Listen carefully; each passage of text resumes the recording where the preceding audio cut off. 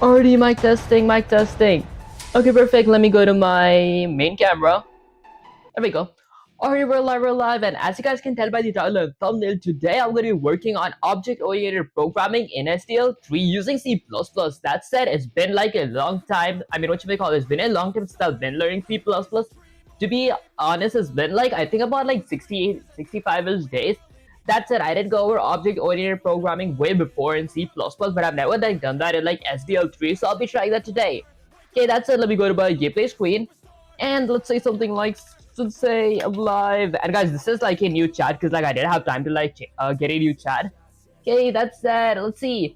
People, chat, listen closely. Your sensei has arrived today, and we 4G programmers. Today we 4G programmer live on stream. And guys, if I can't read probably that is because I'm not warmed up yet. That said, not with comfort, not with luck, but with discipline, code, and pay, the three great tools of every developer who ever built anything worth playing. Love from Stuart. Honestly, I do appreciate that a lot. Okay, that's that. Viewers, you're watching.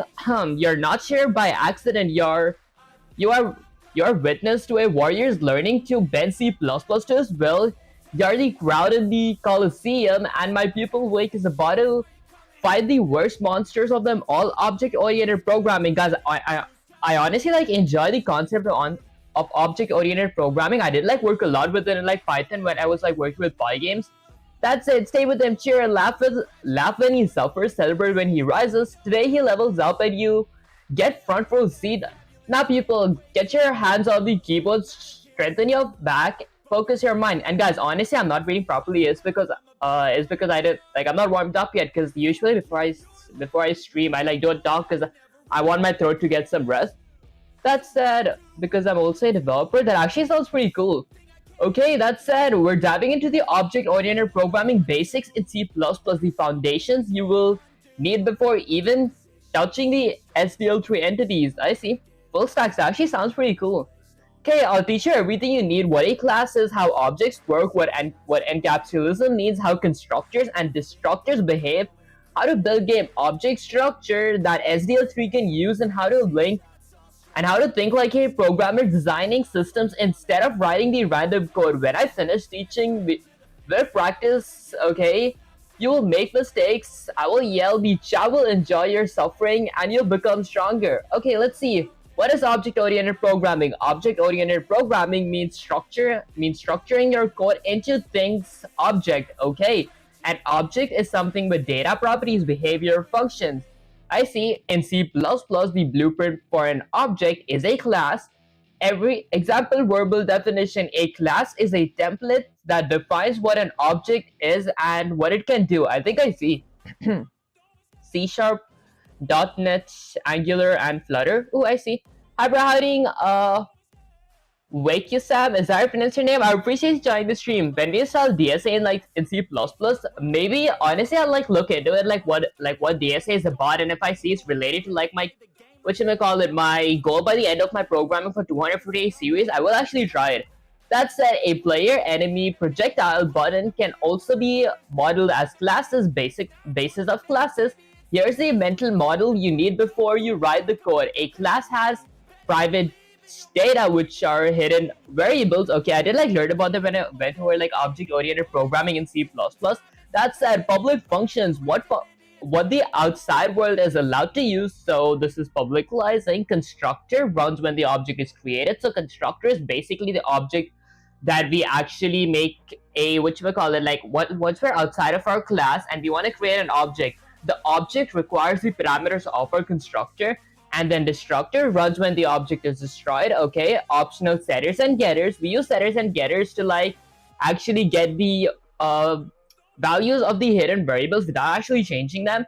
Method that operates the data. This is the structure every SDL entity will use. I did like have a stream on this as well. This is basically like a pointer. So when I do constructor, if I go with something like this, let's say something like name data member from my data members section, it's gonna point towards my actual data member, because I'm pointing towards like a specific data member instead of like a parameter. That sounded kind of complicated, guys.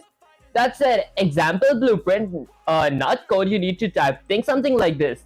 class is a player, data x, y, texture, speed, functions move left, move right, draw. This is exactly how we built your SDL objects. People tell me, when you're ready to see the first real C++ class code sample, okay, and then we'll break it down and start practicing. Chat, don't run. This lesson will be spicy. Okay, were you faking the accent a little, bro? Honestly, I feel like this is my actual accent. What is the purpose of your live streams? Honestly, eventually, I actually don't know what's the purpose of the live stream. Maybe just me, which we call learning how to program. Okay, that said, this is like the code of last stream. Let me go ahead and delete this code. Okay, now let me go ahead and include something. I don't know what am I going to build right now, although I feel like I might do something with like my PNGs and all that stuff. For example, I might create like an object and then make that object, which we call it, have gravity or like a move method and all that stuff, if that made any sense. Okay, so firstly, let me go ahead and start off by including pair of ankle braces, then let's include IO stream. And then since I am going to be using SDL3, let me go ahead and include a pair of ankle braces again. Let's go with SDL3/SDL.h, which is basically the SDL's header files. And then let's go ahead and include a pair of ankle braces again. I'm going to be including SDL3's image library because, like, to get access to PNGs, unlike the function that comes with those PNGs, I would need to have access to the image library. So I'll go with SDL3_image slash SDL underscore image dot h, which is like the header files. Okay, and then let's go ahead and create a main function. So I'm gonna go with integer main. Okay, add a pair of parentheses and then a pair of curly braces. Now, inside of my main function, I am going to be requiring two parameters. The first parameter is going to be an integer of argc. The second parameter is going to be a character, which is technically, what should we call it? An array of argv. Okay, guys, I can't phrase this properly because like I've used what you may call it, object-oriented programming in like Pygames and even in C++, but I haven't like used it to like actually load images in. That said, next up, let's go ahead and initialize my SDL. So I'll go with something like if a pair of parentheses. Let's say something like if not SDL underscore init, if not SDL underscore init, if my SDL was not initialized properly. Although my SDL underscore init does require flags, so I'll go with the video section. Let's go with SDL underscore init underscore video. So if the video section of my SDL, what up guys? There we go. If the video section of my SDL was not initialized properly, I'm going to show myself or like give myself or display to myself an error text. So I'll go with something like a standard C error with an insertion operator. This is going to say something like SDL underscore init error. There we go. Okay, and then let's go with another insertion operator. I got it. Okay, now let me go ahead and use the function that actually gets me an error. So I'll go with something like SDL underscore get error function. This function actually gets me an error. And then I'm going to add another insertion operator. Let's go with a standard end line. Okay, and lastly, I'm going to go ahead and return one saying something went wrong with this block of code. Check it out. Okay, now once I'm done initializing my SDL, let's add a comment here that says something like game variables, because I do want to create a few basic game variables. For example, my Windows width and my Windows height type stuff. So I'll go with a comment that says something like game variables. Now, for my game variables, firstly, let me go ahead and create a constant variable for my Windows' width. So a constant integer of width, which is going to be equal to something like 1000. That is going to be my Windows' horizontal size. And then I'm going to go with something like a constant integer of height, which is going to be equal to 800, ending with a semicolon. That is my Windows' vertical size. And I will be moving my PNG around using my key presses. So I might go ahead and create something like a floating point for x-axis underscore velocity. I'll go with something like float for x-axis underscore velocity, and which is going to be something like 5 pixels per frame, ending with a semicolon. Okay, since it is like a float, I'll go with like .of. Okay, and then let's go with something like a floating point for y-axis underscore velocity, which is going to be set to 0, because I honestly might add gravity as well, because I do want to add gravity. Okay, let's create something like a floating point for my gravity variable. So there we go, which is going to be set to 0.5, ending with a semicolon. The reason I am like adding a gravity is like I thought that I'm going to like make a pretty basic object-oriented programming template, but I feel like it's not that hard, honestly. Okay, so I added gravity. This is basically everything I need. Okay, next up, I do want to create like floor as well, but I might like go through that later. That said, let me add a comment that says something like create a window and a renderer.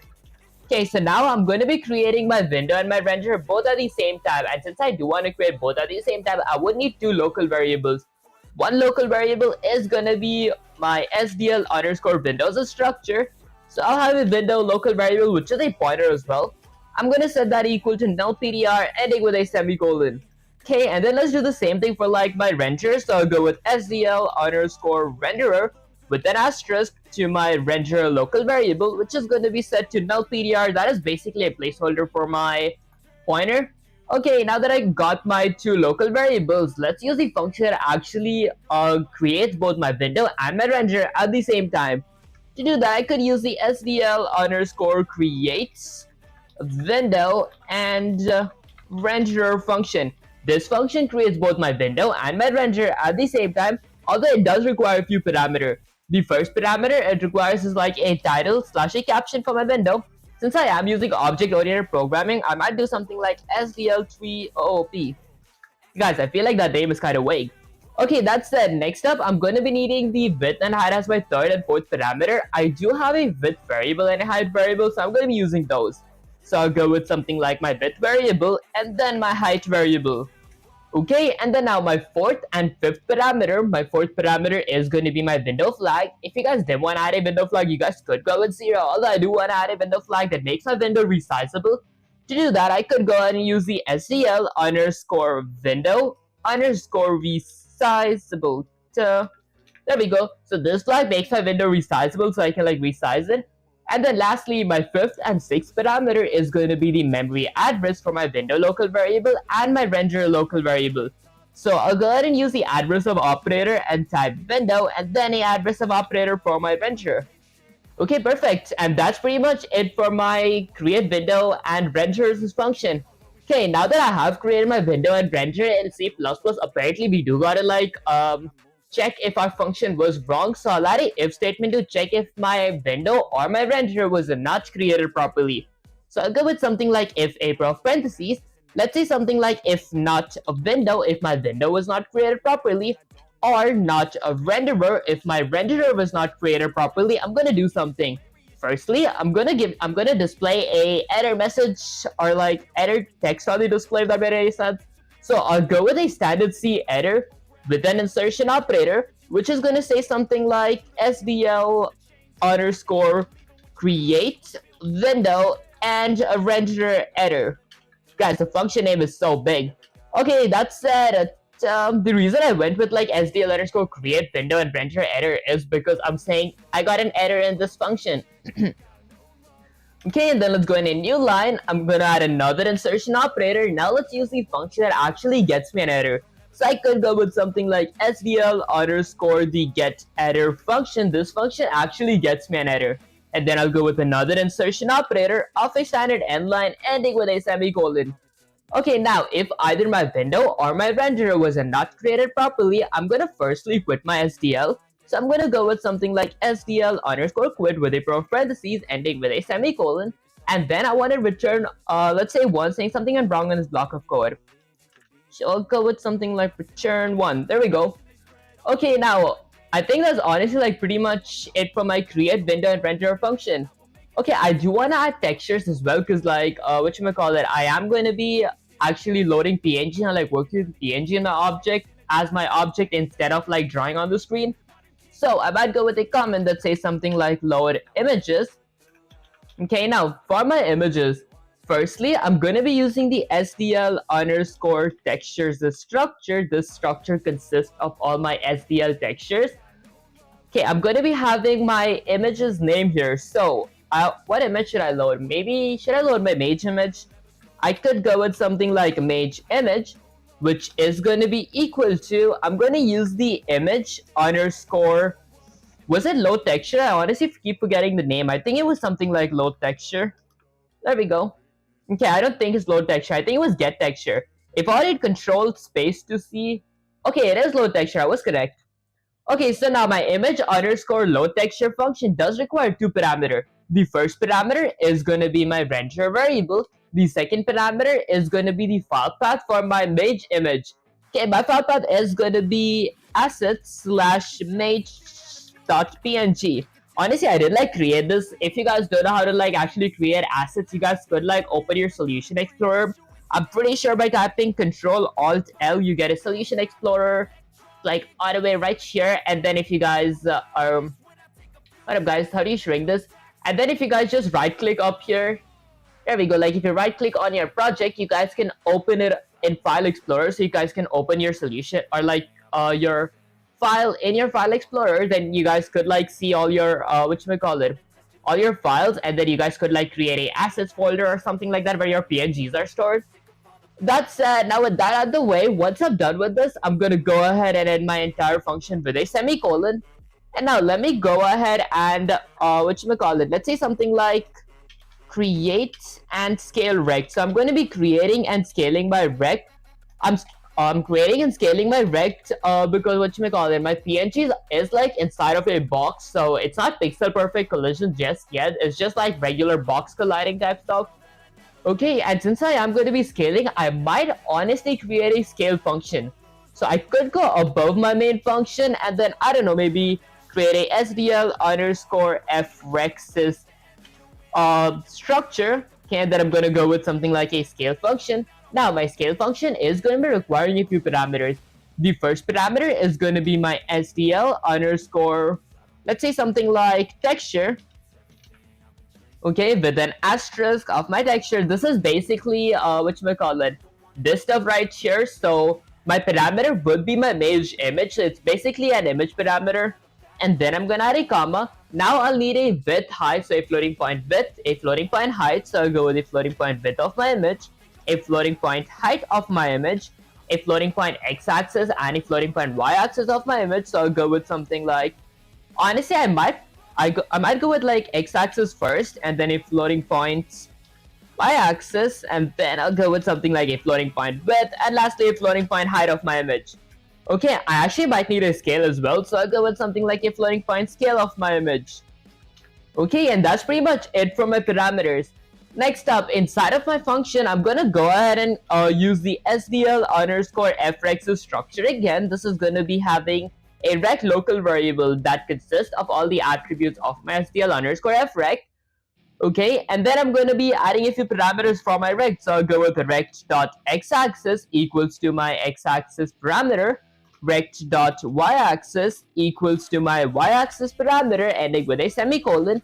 Rect.width is going to be equal to my width parameter, which is basically the width that my user enters, but I am going to be multiplying that by my scale, because apparently that's how like the images are not like this or like misproportional. Okay, and then I'll go with something like rect.height, which equals to, I don't know, my height multiplied by my scale. Okay, perfect. And then I'm going to go ahead and end this with a semicolon. And lastly, let's go ahead and return 0. So I'm going to go ahead and return, oh my bad guys, I'm going to return my rect and not 0. Starting Monday, I'll be learning infrastructures as coding with Terraform. I hope your channel continues to grow. Honestly, that sounds pretty cool. Good luck with that, Jupiter, and I honestly appreciate you as well. Okay, that said, let's scroll all the way down. Now, for my create and scale rect, firstly, I do want to get the actual width and height of my rect, or my rect is going to be kind of stretched on the screen if I did like randomly guess the width and height. So to do that, firstly, I could create two floating point variables. The first is going to be my textures' width. This is going to be the textures' original width. The second is going to be my textures' original height, ending with a semicolon. And then I could use the SDL_getTexture function. This function actually gets my texture. Okay, did I like, is the function name correct? Okay, let's go with something like textures. Oh, get texture size. I'm pretty sure it's something like get texture size. Okay, there we go. Okay, so I'm going to use the SDL_getTextureSize function, which does require 3 parameters. The first is going to be my texture parameter, which is basically my mage image. There we go. Okay, and the second parameter and third parameter is going to be the memory address of my textures' width and the memory address of my textures' height, ending with a semicolon. Alright, now let's actually go ahead and scale my mage image.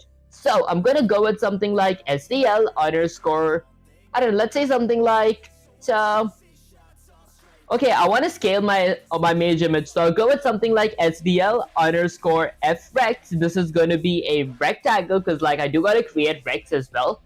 Okay, so this is going to be called something like mage rect. So this is a rect for my mage image, which is going to be equal to my scale function with a pair of parentheses. Now my scale function does require a few parameters. The first parameter is going to be my texture, which is my mage image. The second parameter is going to be a x-axis and a y-axis, which could be somewhere around, I don't know, maybe 100 and one, maybe I think about 200 and 100. I could always change this, guys. Okay, and then I'm going to add a comma. Now I'll need a width and a height from my mage image. The width is going to be my TW variable and my height is going to be my TH variable. Okay, and honestly, guys, where am I even using classes here? Hold on. Okay, maybe I do like get all my load images and everything inside of a class.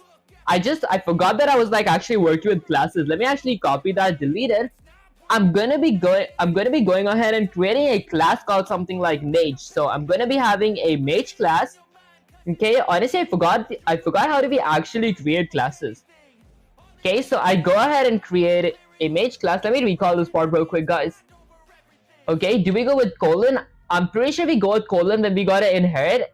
If we don't want to inherit, we just go with the pair of curly braces. Now I'm gonna go ahead and publicalize everything. So let's go ahead and publicalize everything here and then paste that there. I do need to add my constructors and destructors. Okay, hold up, guys. Maybe I might need a quick little review here. Okay, let me go with something like Control A, Control C, copy that. Let's get sensei/ChatGPT here. Okay, let's go ahead and paste this. So go with Shift Enter and say something like, let's say, I actually forgot that I was using classes. That said, I don't know how to actually use it in SDL dot dot dot. Maybe can you teach me question mark? Guys, I forgot to actually see the basics of classes here. Okay, people, chat, look at the disaster. You just summoned a class inside the main function like someone hiding a dragon egg in a microwave. Said focus, Sensei's about to fix your entire understanding of object-oriented programming plus SDL. First, what you did wrong and why it exploded. You tried writing this. People, chat, this is illegal in SDL. This is illegal in C++ for multiple reasons. You cannot call SDL functions inside a class body like that. You cannot pass renderer because it does not exist in the class. That does make sense. You cannot call functions. Okay, don't fake your accent, bro. Sounds very bad, guys. This is my actual accent, actually. Speak normally when you're with your original accent. Is what you're doing is really, really good, though. Honestly, I do appreciate you, user. Okay, that said, you cannot call SDL functions inside a class body. You cannot pass renderer because it doesn't exist inside the class. You cannot call functions like SDL underscore get texture size outside of a function. Your constructor is missing and needs. Oh, I see. Okay, I need to add a constructor. The class function is incomplete. The class inside main function is skirt. So Sensei will teach you the correct way. Okay, this is how you use object-oriented programming with SDL3. Learn it well. Rule 1. A class should hold data, texture, position, speed, and perform actions load, move, draw. Rule 2. All classes loading must happen inside the constructor. Because constructors run when the object is created. Rule 3. Renderer must be passed into the constructor. Here's why is this correct structure. Read slowly. This is how a SDL class looks like. Okay, Jarvis, check your code. Quick SDL C++ tips. Remember to call SDL underscore quit before exit any null check for the SDL underscore texture in your scale function and make your code more robust. Honestly, that does make sense. I usually do use SDL underscore quit. Okay, so I create a main function and then I create publicalize everything, and then I have a texture here. Okay, texture. Okay, public data member and SDL underscore frect. And then mage, this is my mage's constructor, which requires one parameter, which is my renderer. Okay, I honestly didn't know about the SDL underscore renderer as a structure. Okay, how long do you think it would, how long do you think would I need to learn C++ for UE5? Honestly, I haven't like heard of UE5, but I would feel like C++ is kind of easy if you like understand the basics. So I would say about maybe like 100-ish days. That's it. If you like did work every single day, it like also depends on the hours that you put in it. That said, texture load image. Okay, so mage and then texture equals to this does start here. Where does it end? Where does my constructor end? Okay, could it be like it ends here? Okay, it ends. So this whole thing is my constructor. Okay, so texture image load. So I load a image. This is my renderer, and then floating point wh sdl underscore get texture size. I think I see how this works honestly. That's x-axis, y-axis. That's width. That's height. Y to draw. Okay, so I am multiplying it by my scale, so I don't have like a specific scale value. Bro, what are you doing? Honestly, I'm learning the basics of object-oriented programming in SDL3 using C++. That said, I feel like I'm trying to understand how this actually works. Via the draw method, we have a draw method inside of our mage function, SDL underscore renderer draw, SDL underscore render texture null rect. Okay, I think I see. And then break down mage SDL underscore renderer.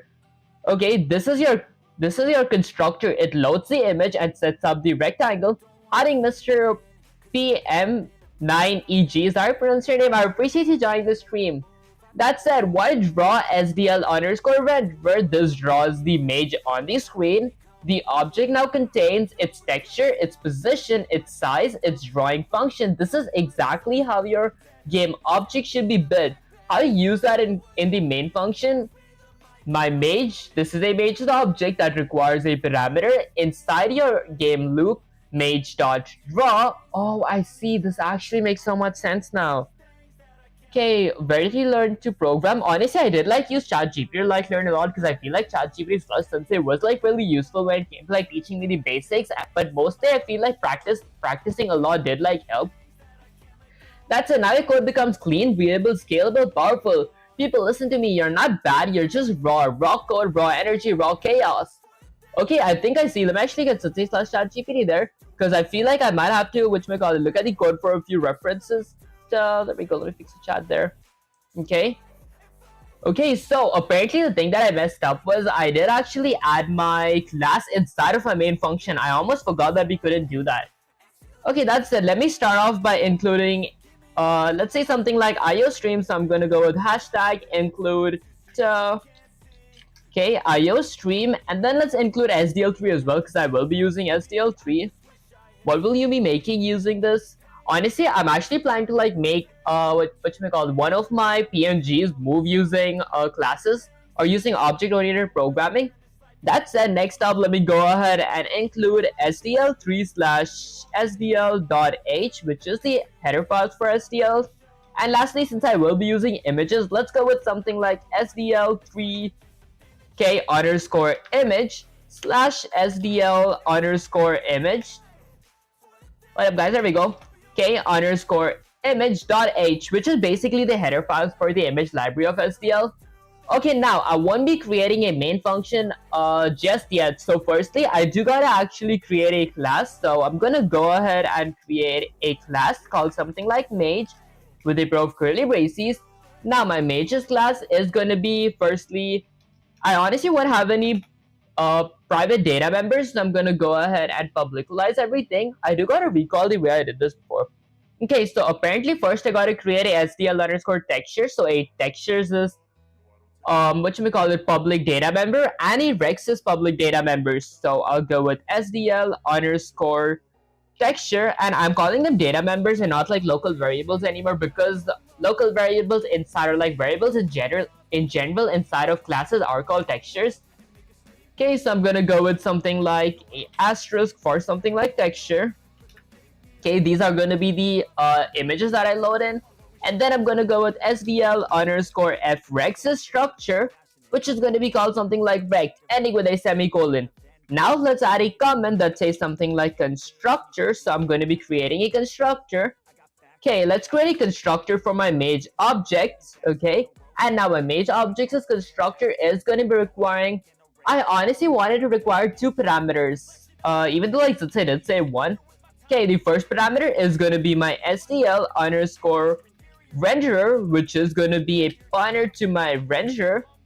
Okay, I do want to go with scale because I don't want to like hard code my scale, so I might go with something like scale. There we go. Okay, I might go with something like integer or floating point of scale, so I'll go with something like a floating point of scale. Okay, and then let's go with the pair of curly braces. Now, inside of my mage's constructor, I'm going to do a few things.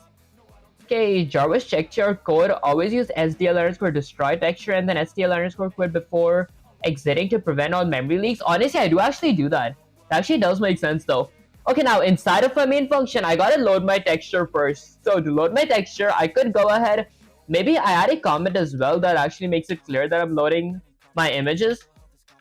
Okay, so for my loading images, let's go ahead and use the SDL underscore load texture function. So I'm gonna go ahead and load my texture. What's it called? Okay, it's not SDL underscore load texture, it's image underscore load texture. Okay, let's go with load texture with a pair of parentheses. Now my image underscore load texture does require two parameters. The first parameter is going to be my renderer variable. The second parameter is going to be the memory address or like the file path of my image. So I'll go with something like assets slash mage.png. This is the file path for my mage image, and then I'm gonna go ahead and end this with a semicolon. Now, after I'm done loading my image, I gotta get the original size of my image, okay, of my texture, because image is basically considered texture. I mean, textures are considered images, okay, and then I gotta set my rectangle from my image. That's pretty much it. I gotta scale amount to... Okay, I think I see. Alright, so now let's go ahead and add another comment. So I'm gonna go with something like, was it set texture or get original size? So let's say something like get images size. To get my images size, firstly, okay, there we go. Okay, to get my images size, firstly, let me go ahead and create two floating point variables or two floating points. Should it be data members? Should I like create a few private data members? I mean, I feel both would be the same. I might go with something like texture width and texture height, ending with a semicolon. Okay, then once I'm done with that, let's go ahead and use the SDL underscore get texture size function. This function actually gets my texture to size. It does require, I think, 3 parameters, does it? Okay, it does require 3 parameters. The first parameter is going to be my texture variable that I created. Hey brother, what is Docker? Honestly, I haven't like heard of Docker. That said, I'm gonna go ahead and add my TW here and TH as well. Okay, and they are gonna be the memory address, so I'll go with the address of operator or ampersand. So let's go with an address of operator there and here. Okay, perfect. And then let's go ahead and end my function with a semicolon. Now, after I'm done getting my images size, I do want to actually scale them. Okay, so I could go ahead and add a comment here that says something like scale and create rect. Maybe I might go with something like create rect and scale. Okay, so first I'm going to be creating my rectangle and then I'm going to be scaling it. My rectangle is basically going to be my rect here that I created. I'm just going to be adding a few attributes to it. So I'll go with something like rect.x-axis, which is going to be something like, I don't know, maybe 200. Okay, ending with a semicolon. Okay, shouldn't this be correct? Are you gay? Honestly, no, I'm actually straight. Okay, that said, why can't I actually add my x-axis here? Did I like mess something up here? Okay, it's spelled correct. That is spelled as rect. Rect.x-axis. Can I add it here? What if I go with something like rect.x-axis, which is going to be equal to 200, ending with a semicolon? Okay, it still does not work. What up, guys? Let's go with something like Control-A, Control-C. Let's copy that. Let's go ahead and get space.chatgpt here. I do want to check where I messed up because like this is the first time they're actually trying to use object-oriented programming to actually load images. That's it. Let's go ahead and paste this. Go with Shift Enter and say something like, say, I feel like something is wrong, question mark. Hey bro, what's up for today? Hiding Elytra, is that our pronounced name? I appreciate you joining the stream. That's it. I am like working on object-oriented programming using SDL3 and C++. That said, actually using C++ and SDL3. Okay, I feel like something is wrong, question mark. Okay, Docker is a containerized is a containerized. Guys, how do you pronounce that? It's pronounced as containerization for deployment applications in any problems. I see. Okay, that said, since it's not stable, chat, watch this. My pupil just summoned the most broken class in human history. Vivek, you're right. The code is wrong on every possible axis. If this class compile, the universe would collapse. Let's say explain every sin you just committed so you never commit them again. So error 1, you never save the texture. You call the function, you didn't just store the result texture image. Okay, it should be texture equals to. Okay, right now your texture is on initialized garbage, and then you're asking SDL, hey SDL, can you get the size of this random fresh value? SDL is not a wizard, it will not read your mind, okay? Error 2, your vect is a pointer, but you're treating it like an object. Okay, did I go with something like a pointer? Then you do rect dot x-axis 200. People, chat. This is like saying I have a pet tiger. Where is it? Well, I've never bought it, but I have it. But I pet it every morning. Your pointer must okay, a pointer must point to something. You never created the rectangle. Either make a normal variable SDL underscore f rect, or if it must be a pointer allocated, rect equals to new SDL underscore f rect. Oh, I see. Okay, that actually does make sense. But for SDL, a normal variable is better. Error 3, you use scale as a parameter, but you never applied it. The variable scale, okay, I gotta actually create scale. Bro, do you know about abstraction, polymorphism, encapsulism, something like this? Honestly, I haven't like heard of abstraction. That's what I did like work on encapsulism and like polymorphism, like using getters and setters. And I'm pretty sure polymorphism, I actually forgotten how to like define it, but I do know what polymorphism actually means. Okay, okay, and then I go with like a void drop function. I think I see what that means. Hey King, how are you doing, Plum? I appreciate you joining the stream. Please guide me on how to learn C++ in a more efficient way for beginners. Honestly, you guys could like join my Discord server. I do like have a roadmap that I personally use for C++. I could actually like send that to you guys or like DM it to you guys. That said, next up, let's see. So firstly, the mistakes that I did make, this had to be something like texture, which equals to my image load texture, okay? And then later, this should not be a pointer, it should just be a regular variable. Okay, so rect.x-axis equals to 200. And then let's go with something like rect.y-axis, which equals to something like 100, ending with a semicolon. And then I'm gonna go with something like rect.width, which equals to my width parameter multiplied by my scale, ending with a semicolon. Okay, my width is gonna be something like my TW, my textures is width.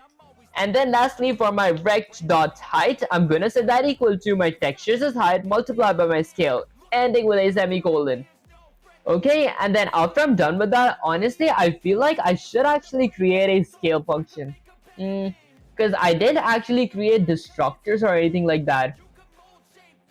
Okay, maybe no data members or anything. What else would I need in MH class? What do you think?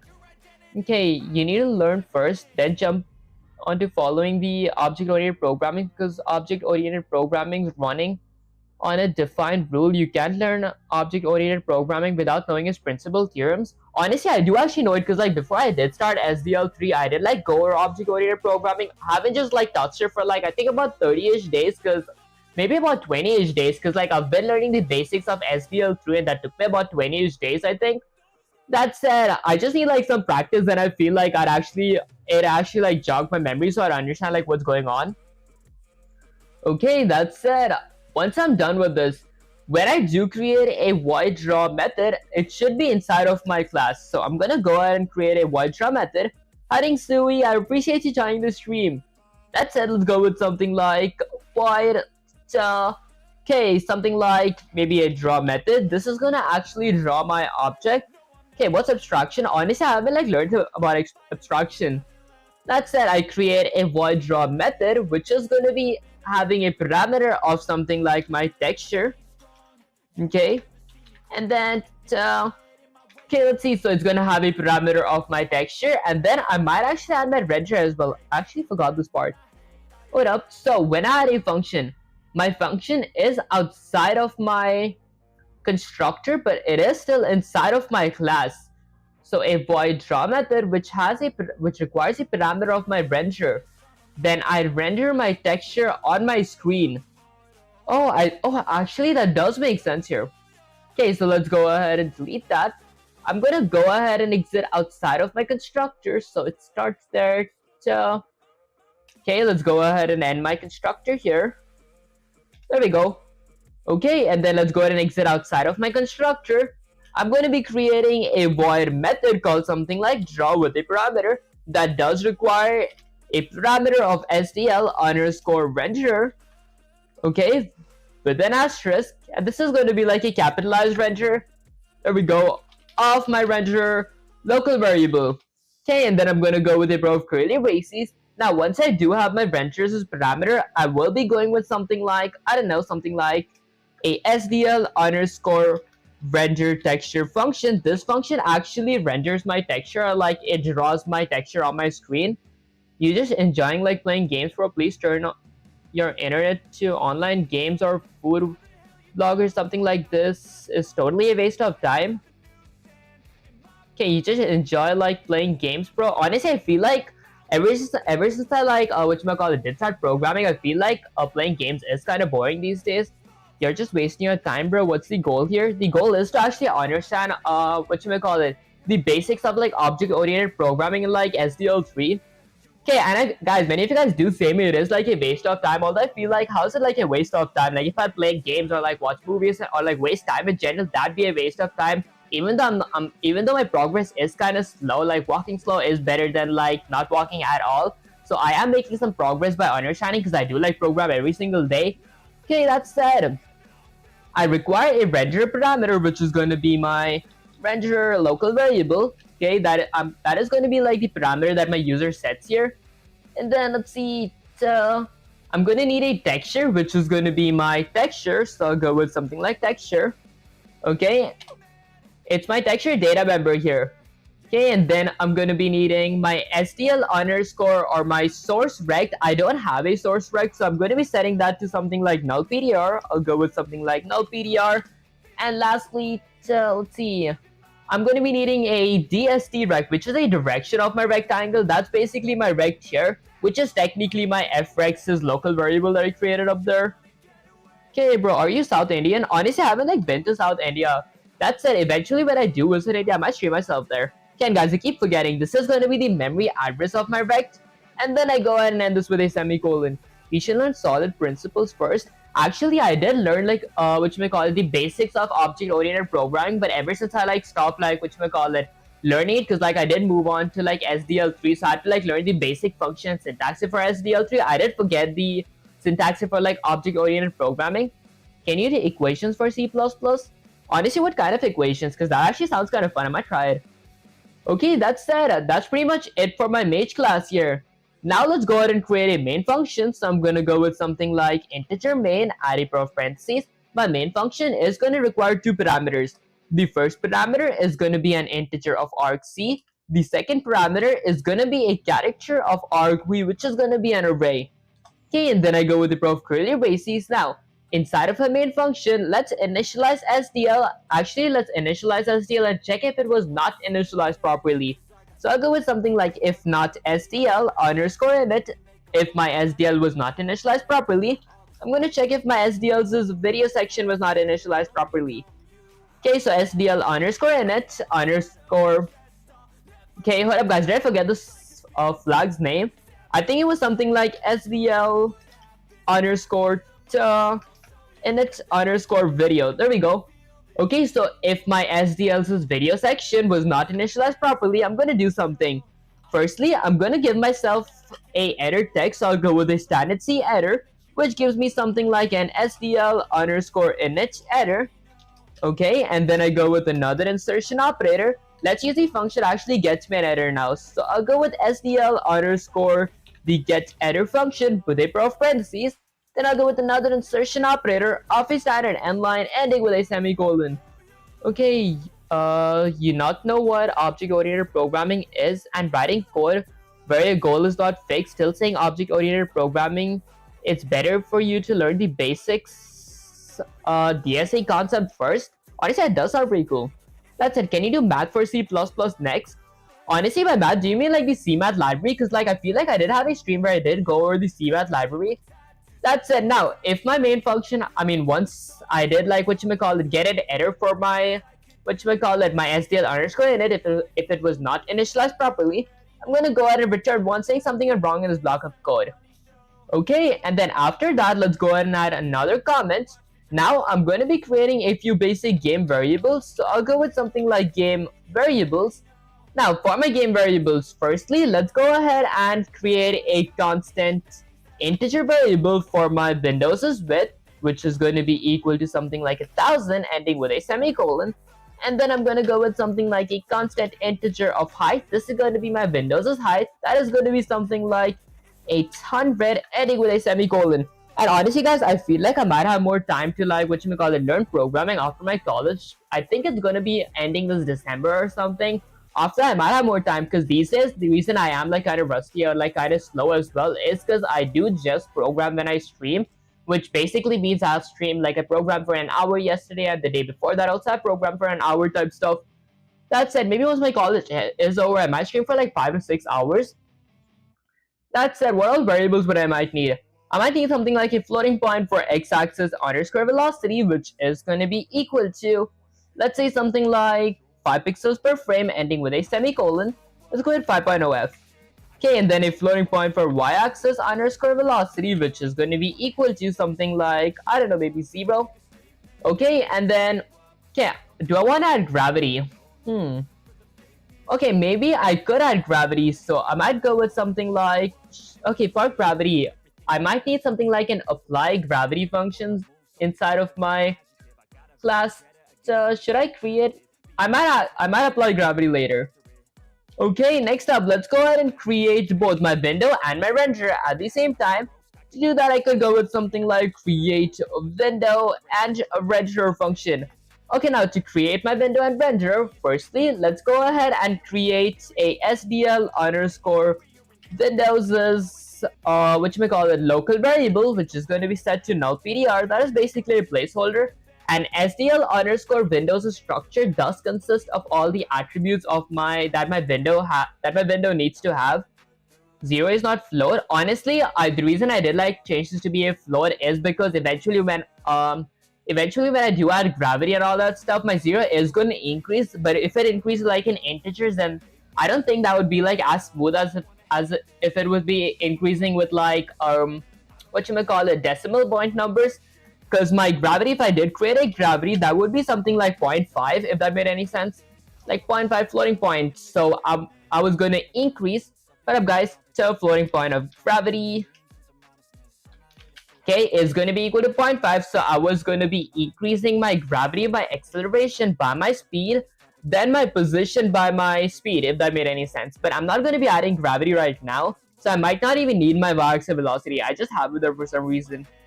Okay, that said, let's go with something like SDL underscore renderer. So I'm going to go ahead and create a renderer as well. Okay, this is going to be a pointer to my renderer variable, which is going to be set to null PDR. That is basically a placeholder. 0 is signed integer, 0.0 is float. Can we even do 0.0? I didn't know we could do 0.0. Oh, we could. I actually didn't know that. Okay, that said, next up, let me actually use the function that does create both my window and my renderer at the same time. To do that, I could go ahead and use the SDL underscore create window and a renderer function. 0u is unsigned integer. Look, MISRA rules about casting values. That actually does make sense. I didn't know about this. Okay, that said, I'll go with the row of curly braces. Now, inside of my SDL underscore create window and renderer function, I'm going to be requiring a few parameters. the first parameter is going to be a title slash a caption for my window. Could go with something like SDL3 window created. Okay, and then let's go ahead and add a comma. Now I'm going to be needing the width and height for my window, so I'll go with something like my width variable and my height variable for my window. Okay, and then I'll need a Windows flag. If you guys don't want to add a flag, you guys could like go with 0, but I do want to add a flag. I want to go with the SDL underscore window underscore resizable flag. Okay, and then I'm going to add a comma. Now I'm going to be needing the memory address for both my window and my render local variables. So I'll go with something like ampersand of window and then a ampersand for render. Okay, perfect. Now that I've created both my window and my render, let's add a if statement to check if they were actually created properly. Actually, if they were not created properly, because apparently in C++ we do gotta like check if like we didn't get an error, if that makes any sense. So I'll go with something like if a prof parentheses. Let's say something like if not a window, if my window was not created properly, or not renderer, if my renderer was not created properly. I'm gonna go ahead and do something. Firstly, I'm going to display a error message on the screen. So I'll go with something like a standard C error with an insertion operator. That is going to say me something like SDL underscore create window and renderer K error. There we go. Guys, I still feel like this function name is way too long. And then let's go with another insertion operator. Okay, what are you making? Honestly, I'm like trying to, use object-oriented programming in SDL3 C++ and like move a PNG using key controls. That said, width and height are variables, not defined constants. Honestly, I did like define my, constants here. Okay, so next up, let's go ahead and use the SDL underscore gets error function. This function actually gets me an error. Okay, then I'll go with another insertion operator of a standard end line ending with a semicolon. Okay, now if either my window or my renderer was not created properly, let's go ahead and exit my SDL. So I'm going to be quitting my SDL. So I'll go with SDL underscore quit with a parentheses ending with a semicolon. Lastly, I'm going to return one saying something went wrong in this block of code. Okay, perfect. Okay, now that I'm done creating my game variables, my windows, I might have to create a floor. Although before I do create my floor, I'm going to be working on my main loop, so I'll go with something like main loop. Now, for my main loop, firstly, I'm going to do something. Let's go ahead and create a boolean variable for of something like is running. This is going to tell me if my program is still running. I'm going to set that to be true initially because I do want my program to be running when I like run the command. And then I'm going to be needing an event variable to check my current event type. So I'm going to go ahead and use the SDL underscore events structure. This structure consists of all my SDL events. And then I'm going to set that to be events. Okay, you from? Honestly, I used to answer a lot. That's what I did like start saying that less because like some of you guys did say me to avoid saying that because you guys like didn't know which place I could be from. That said, oh, it still feels a bit wrong, but check out. Oh, I see. Does it actually? Because I could like hard code the numbers, but for some reason, many of you guys do like recommend, and like you guys did like recommend me as well to like actually create variables. So if I ever want to like change their values, I could just change or like modify these numbers here. So what do you think about StuckNext is type rect? What do you think about StuckNext? Honestly, I have like StuckNext. Okay, next JS type rect. Honestly, I don't think I actually understood that part. Okay, that's it. Now let's go ahead and create a while loop. So I'll go with something like while a prof parentheses. Let's say something like while is running, while my program is running, I'm going to do something. I'll go with the prof curly braces. Now, inside my while loop, I am going to be adding a event loop. This is going to be the place where I actually look for the current types of events. Okay, for my event loop, I'm going to be adding another while loop that is going to be having a parameter of a function called the SDL underscore poll event that does require a parameter, which is going to be the memory address of my event variable. Basically, what the SDL underscore poll event function does is it looks for all the events that I'm looking for inside of my while loop. If one of those events is met, if one of those events does exist here too, it's going to like do something that I tell it to do. For example, I could go with something like if my event.type equals to SDL underscore event underscore quit. If my event type is quit, then I'm going to do something. I'm going to set my is running boolean variable to be equal to false ending with a semicolon. That ends my entire while loop. Your accent is funny. That actually sounds pretty cool, guys. I actually try to make my streams kind of fun. That's the reason I did like start learning a few jokes as well. Although I feel like that does it like never works. Okay, Falzion better ego master in one. Oh, I see. I mean, it's okay.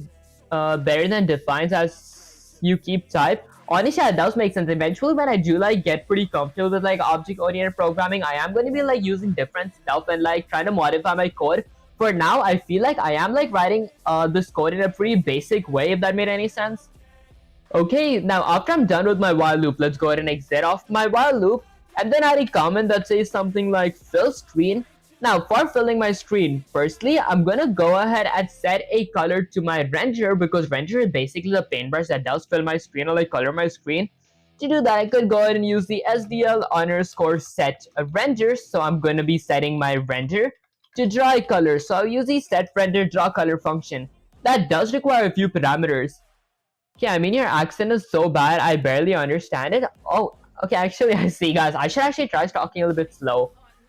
Okay, you'll be better with switch case for loop. Honestly, I am, like, going to be using switches when I add, like, whatchamacallit, event checks. For example, my key down, like, if my button is being pushed down or is being pushed up. That said, my SDL underscore set render draw color function does require 5 parameters. The first parameter is going to be my renderer variable. The second, third, and fourth parameter is going to be an RGB values. So I'm going to go with 0, 248, 255, which is basically the RGB for cyan. And the fourth parameter is going to be an alpha, which is basically how transparent or how not transparent my object is. That said, look how they program like industrial machines. Oh, I see. That actually sounds kind of fun.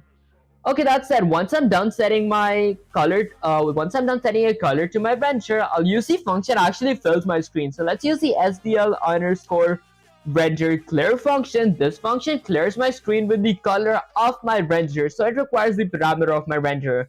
Then I'm gonna end that with a semicolon. Now let's go and add a comment that says something like graphics. This is going to be where I actually create my objects. So I'll go with something like my mage class does require a mage object, which does require 2 parameters. The first parameter is going to be my renderer variable. The second parameter is going to be a floating point for my mage's size. So I'll go with something like 1.5. Okay, and then let's go ahead and end this with a semicolon. Now I'm gonna go ahead and do something like a mage.the draw method. I want to draw my mage. Okay, what parameter does it require? It requires my renderer parameter, so I'm gonna add my renderer parameter. And then let's end this with a semicolon. Hiding MK News, I appreciate you joining the stream. Bro, I just joined. Can you tell me what are you making? Honestly, I'm actually working on learning object-oriented programming in SDL3 using C++.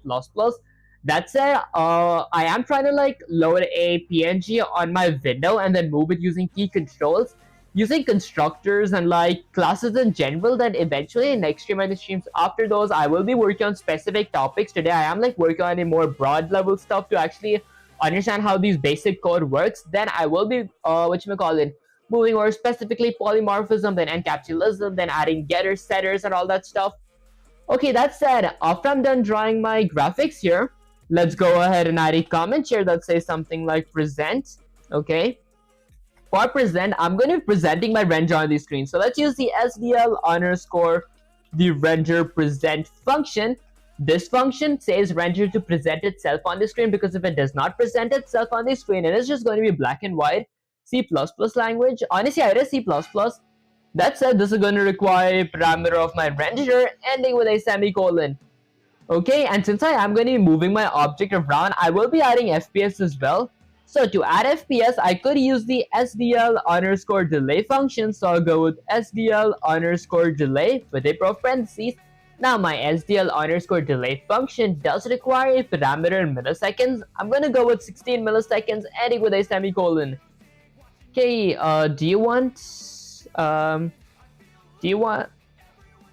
do you have any Git? I want to code review of yours so you learn more. Honestly, I do have GitHub. That's what you may call it. I did not actually learn how to use it because I am kind of busy with my college.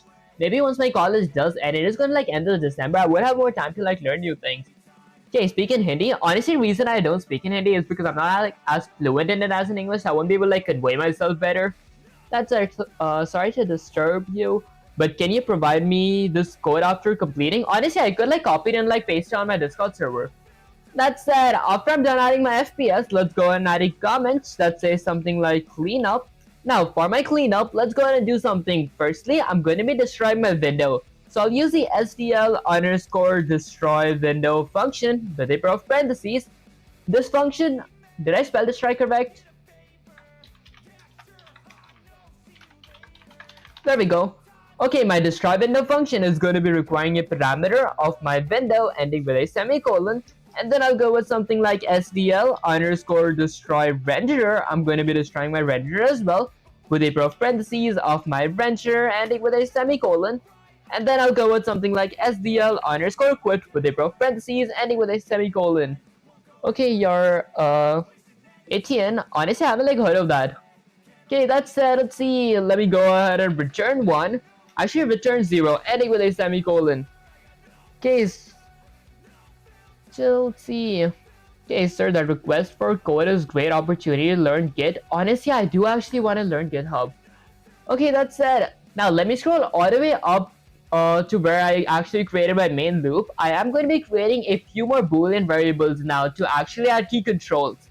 So I'm going to be adding something like a boolean for something like a down. My a down is currently not being pushed down, or my a button is currently not being pushed down, so I'm going to be setting that to false. And then I'll go with something like d down, which is going to be set to false as well. Okay, and then I'm going to go ahead and end this with a semicolon. Now, inside of my while loop, specifically inside of my event loop, after I'm done checking if my event type is quit, I'm going to look for another event loop. So I'll go with something like if a pair of parentheses.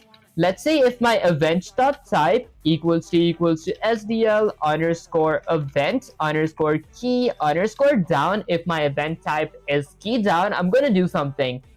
I'm going to go ahead and add a pair of curly braces. And then let's see. Let me go with something like so. Okay, now I'm going to be adding switches. So while my button is being pushed down, I'm going to do a few things. Let's add a switch. Okay, I'm gonna look which button is being pushed down, so I'll go with something like the SDL.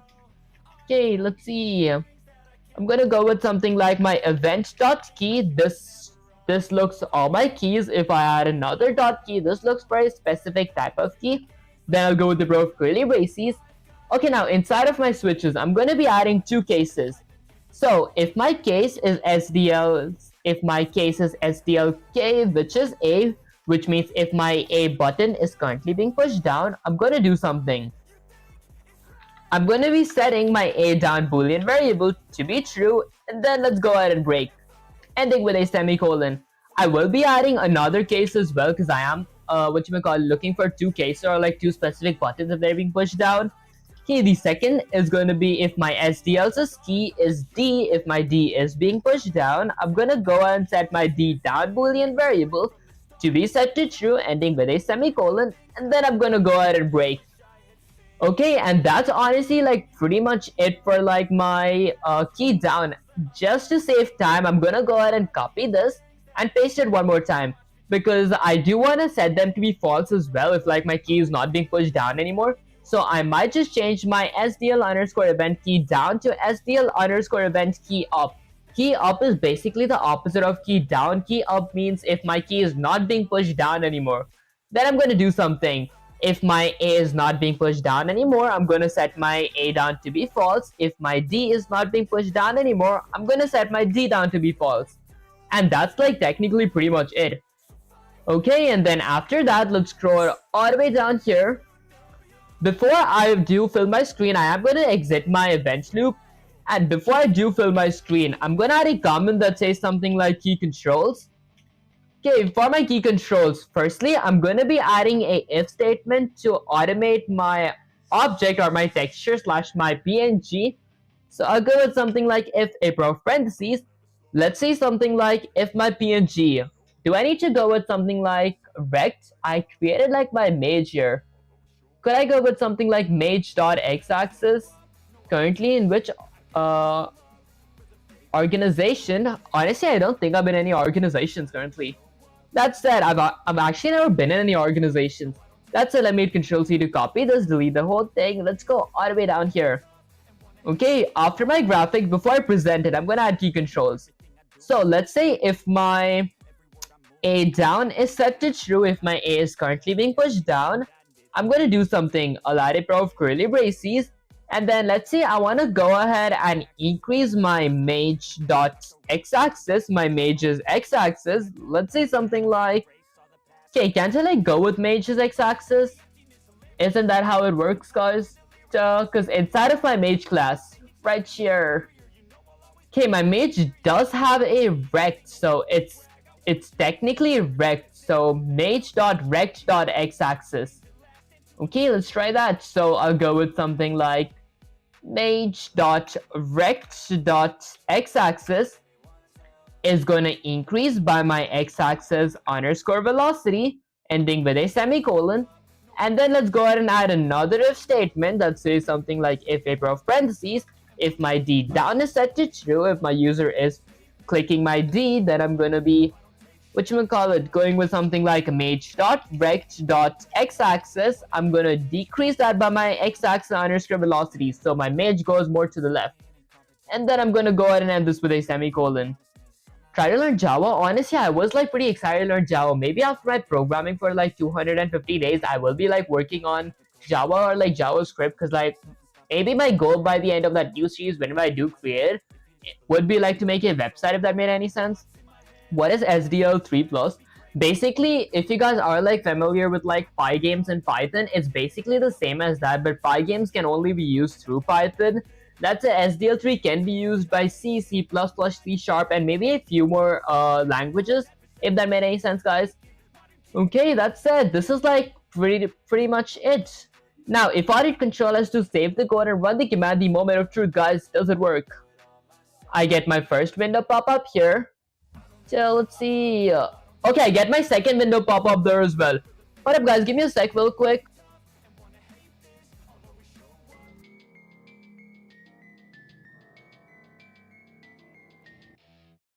Alrighty, mic testing, mic testing. Okay, perfect. I don't see my window. I don't see my PNG here. That could be because there we go. It's all the way there, guys. I set the positions wrong, and I gotta decrease the size as well. I gotta like scale it down a bit. Okay, can anyone say what is SDL3? Any full tutorials available on YouTube? Honestly, I wouldn't say like there are like a lot of tutorials in SDL3, but there are like a few useful tutorials. Okay, I'm doing it for to create plugins for Minecraft. Bro, can you make a Discord group for coding, please? Honestly, I do like have a Discord server. You guys could like join it. Maybe you guys could like get access to the Discord server by typing exclamation Discord on chat, unless Nightbot is still down, because like Nightbot has been down for a while. Although the link is in the description as well. That said, let's see. So the reason my mage couldn't have been drawn could be because, let's see. Actually, it was drawn. I just gotta change my positions up here. Okay, so when I actually get my scale here, I'm gonna change that to something like 0.5.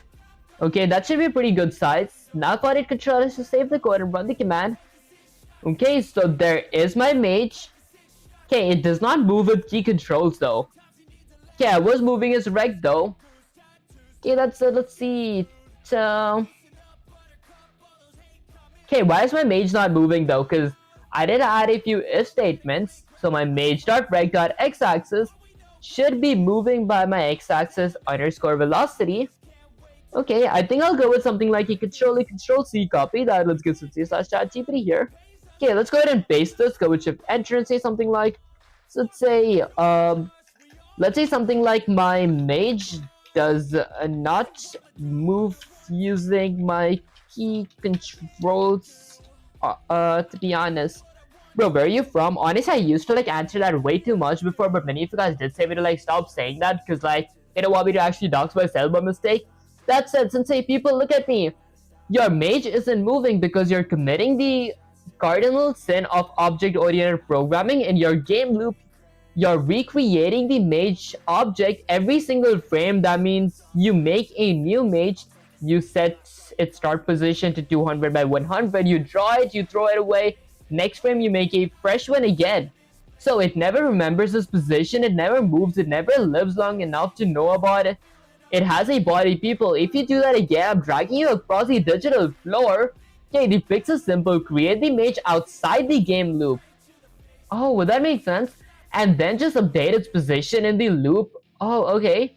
Create mage. Okay, so I gotta create my objects outside my while loops. Okay, and then inside my while loop, I just updated.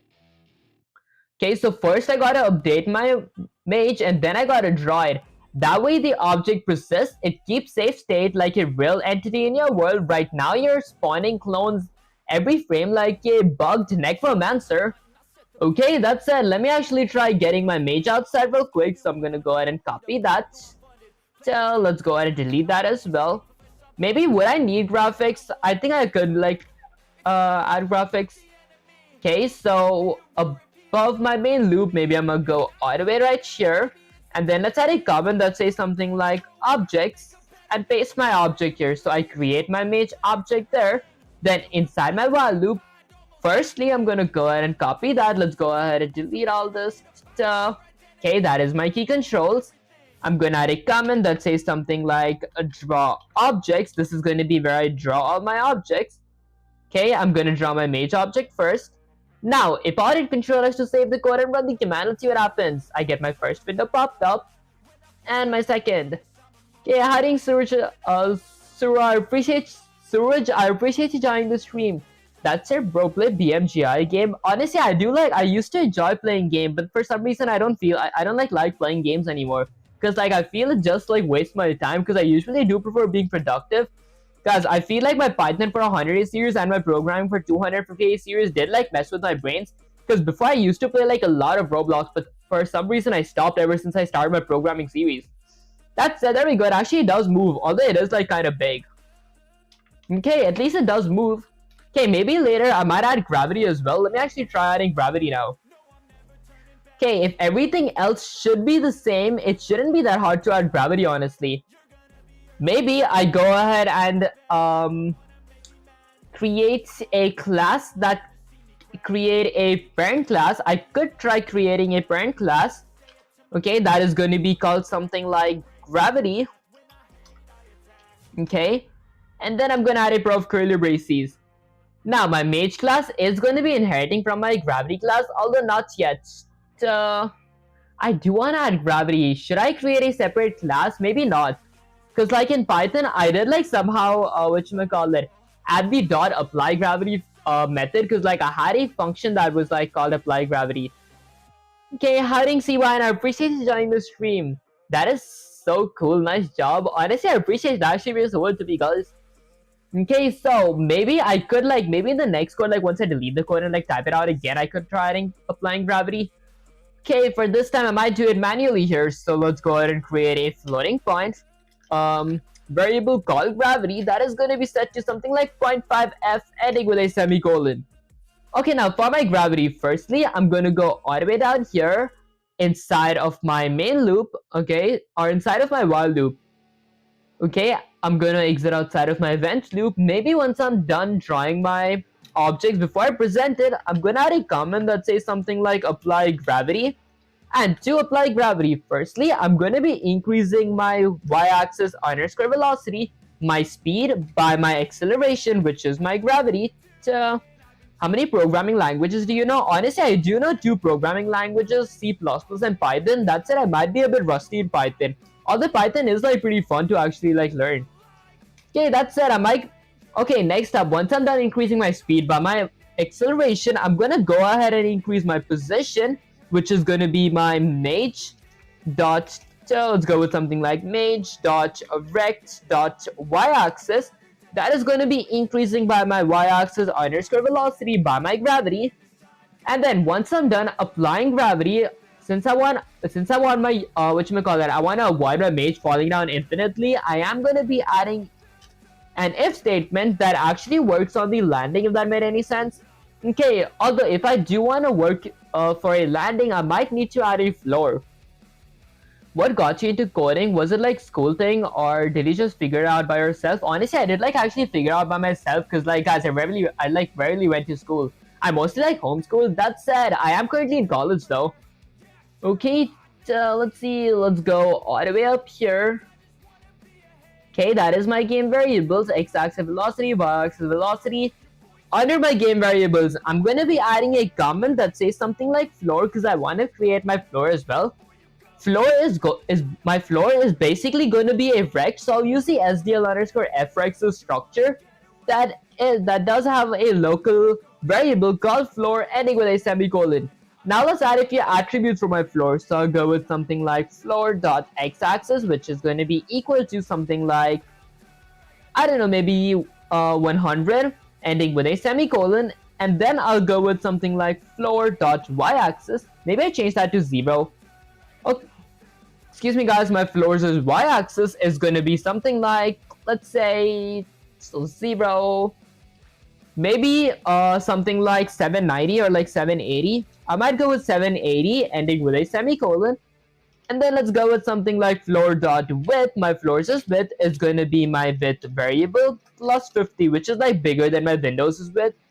And then lastly, my floor.height is going to be equal to, let's say something like, I don't know, maybe okay, my height could be something like 50, ending with a semicolon. And then now let's go all the way down until my apply gravity. And I'm gonna actually add a comment here so it's more readable. Let's say something like landing. So this is gonna be my landing. Now let's go and add an if statement. So if my mage dot rect dot y-axis is either greater than or equal to, is either higher than or equal to my floor dot y-axis, then I'm gonna do something.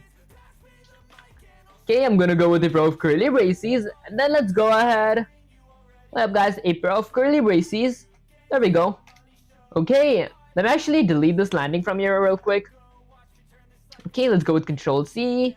Okay, now I'm gonna do something. Firstly, I'm gonna set my mage dot rect dot x-axis dot y-axis to be equal to, let's say something like my floor dot y-axis minus my mage dot rect dot let's say something like width. I want to subtract it by my mage's width, or honestly I might go with my mage's height, so I'll go with something like height ending with a semicolon. And if my mage dot rect dot width plus my mage dot rect dot height. Guys, this part is kind of confusing to always think. That said, don't be like Pirate Software. Don't use magic numbers. Honestly, I don't think these are like magic numbers. So, cause like I did like add a few quantities for my my floor, because this is where I do actually want my floor to be. I did like memorize some of the parts here. That said, that's honestly pretty much it. I do want to color my floors a rect too, so I might do that under my let's say under my graphics section. So I might add a comment here that says something like graphics. Okay, for my graphics, I'm gonna go ahead and let's say do something like SDL underscore render. I'm gonna say my render to fill my rect, because I want my render to fill my rect. With a pair of parentheses, that does require a few parameters. The first parameter is gonna be a render variable. The second parameter is gonna be the memory address of my rect, which is technically my floor. Okay, so render fill rect.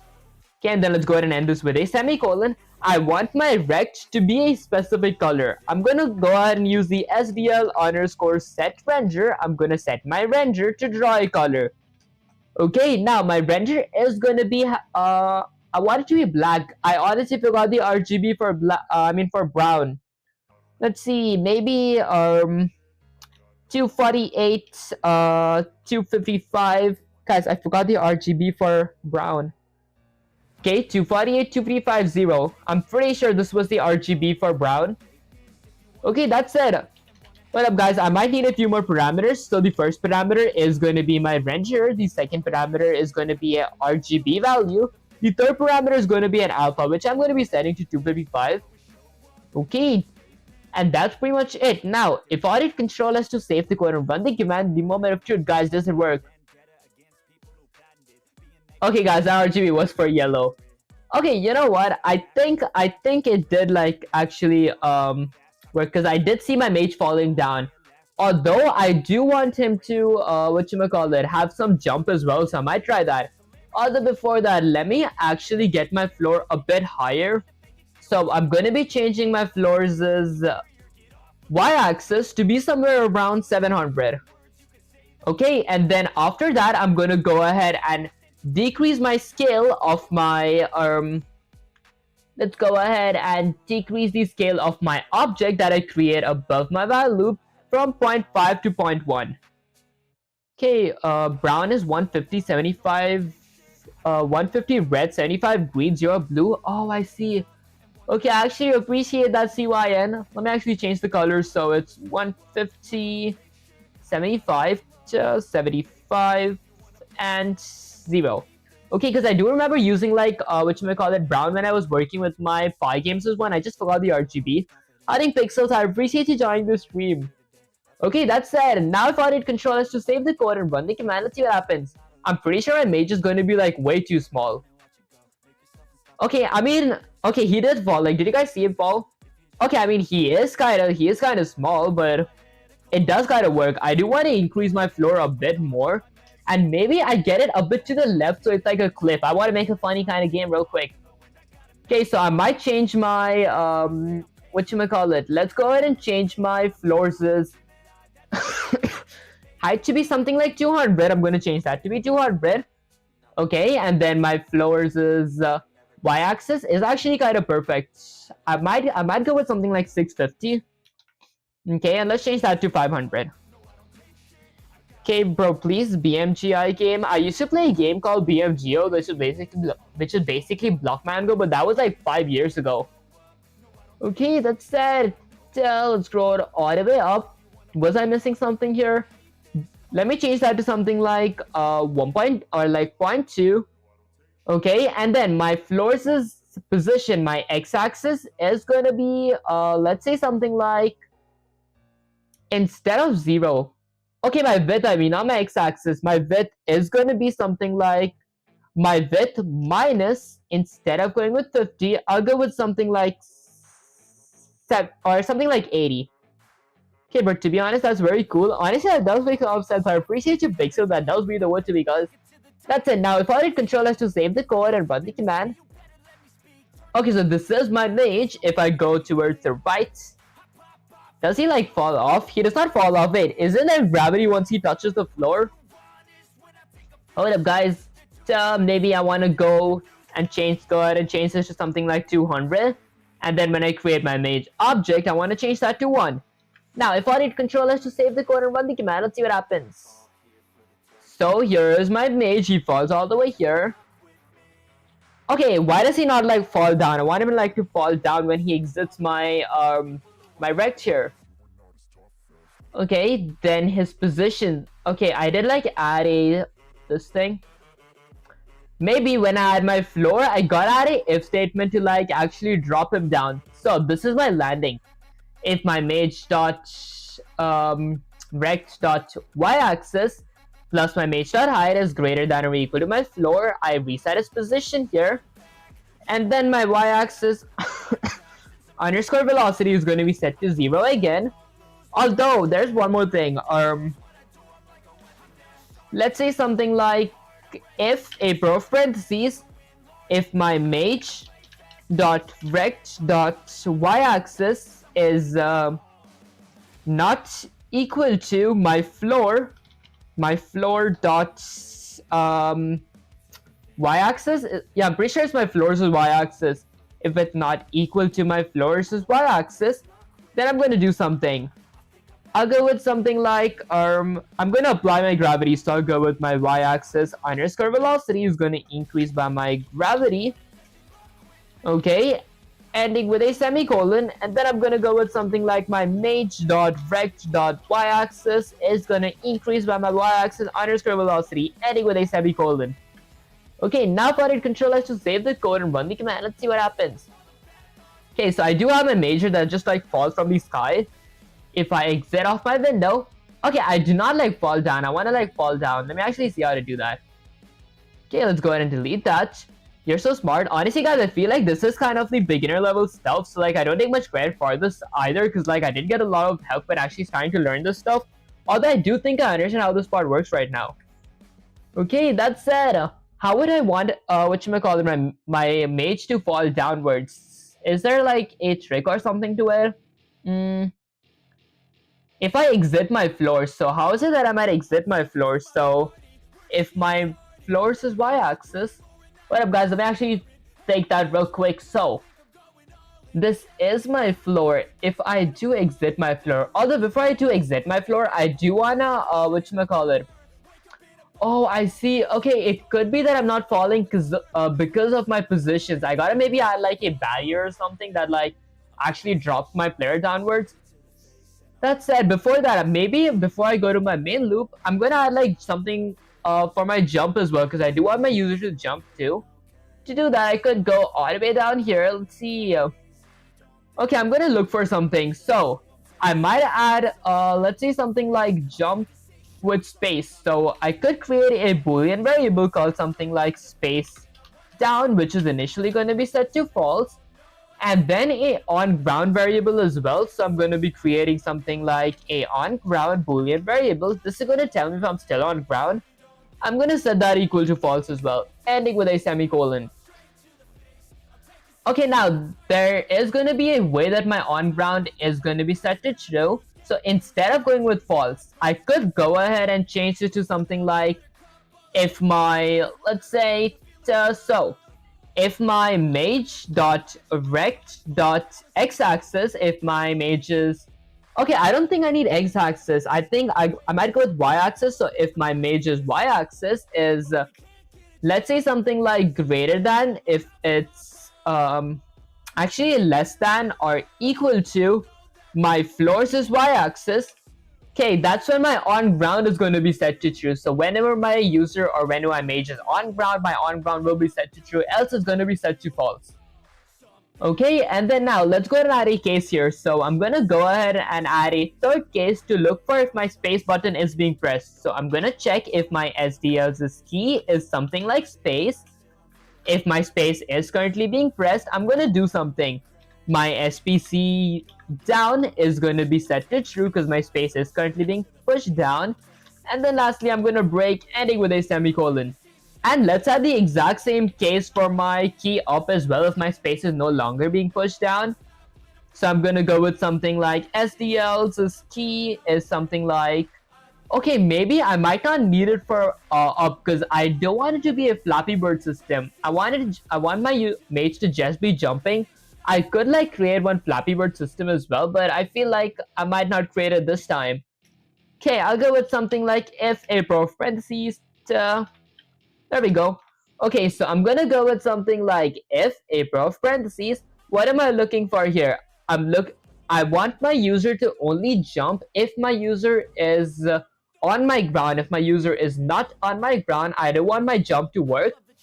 To do that, I could go ahead and say something like if on ground, if my on ground is set to true, then I'm going to do something. I'll go with the row of curly braces, and then I'm going to be increasing my mage dot rect dot y-axis, my mage's.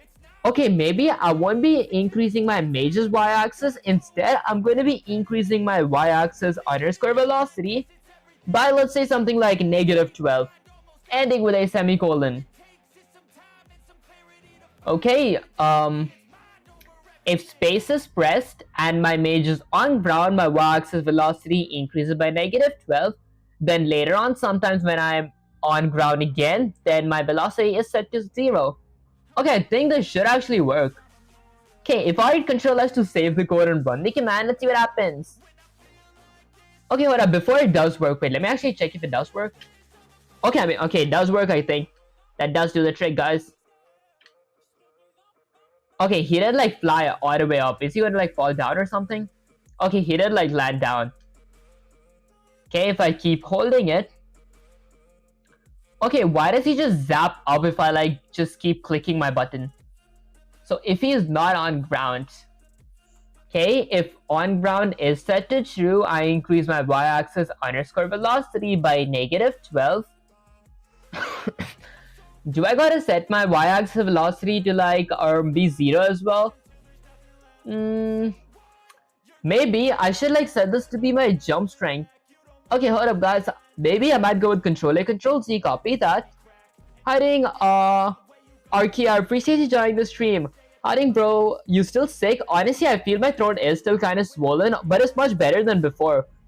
Okay, that said, let's get Sensei slash chat GPT here. Let's go ahead and paste. Let's go with shift enter and say something like, Sensei, I really did write this. Let's go with something. I really did write this on my own exclamation. That said, I do think, let's say something like, I do think that I did mess up a bit in the, okay, let's see, where did I mess up? I did mess up a bit in the jump logic, because if I keep holding my space button, my mage just zaps up. Okay, zaps up, and also I left some space from my floor and the void like a cliff. I want my mage to drop down infinitely if he leaves my floor. If that made any sense. ... Okay, by the way, hi everyone. How are you doing, Rad Acid? I appreciate you joining the stream. I just joined the live stream and saw this. Honestly, it does actually, whatchamacallit, because I think you just missed this part, because I did like, whatchamacallit, make a tiny basic thing here. Alright, let me run the code again. I do want to show the gravity part as well. Okay, I'm kind of slow when it comes to showing the gravity part. Hold up, guys, let me run the code again. There we go. Okay, so my mage, he just basically pops down and he like runs. He can run left and right as well. And he can jump too, but the thing where I messed up was if I did not stop holding my space bar, then he just zaps all the way up, but he eventually does fall down as well. Okay, the gravity does push him down. Okay, probably went way too high. It's gonna take him a while to fall down. There we go, he does eventually fall down though.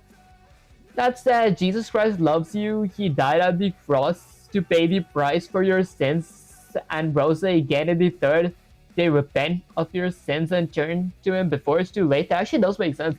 That's it, hey man, I wanted some info. Honestly, what info? Okay, don't overwork yourself, bro. That actually does make sense. Maybe after I'm done like figuring this out, I will like end the stream, because I do have like an exam coming as well. Guys, I feel like this is going to be my last exam and then I might have holidays. That's it, Sensei people, you did this by yourself. I'm not even going to pretend I'm calm right now. Okay, you actually built a glass, used it in SDL, moved it, applied gravity, added a floor. Your chat should be applauding you like you just cast a level 10 mega spell. Okay, but since you want real mastery, two problems. Your jump logic is wrong because you don't lock multiple jumps. Right now, every time space is held, it keeps adding up, which means infinite rocket jump. To fix that, you don't check on ground inside the loop, you check every frame.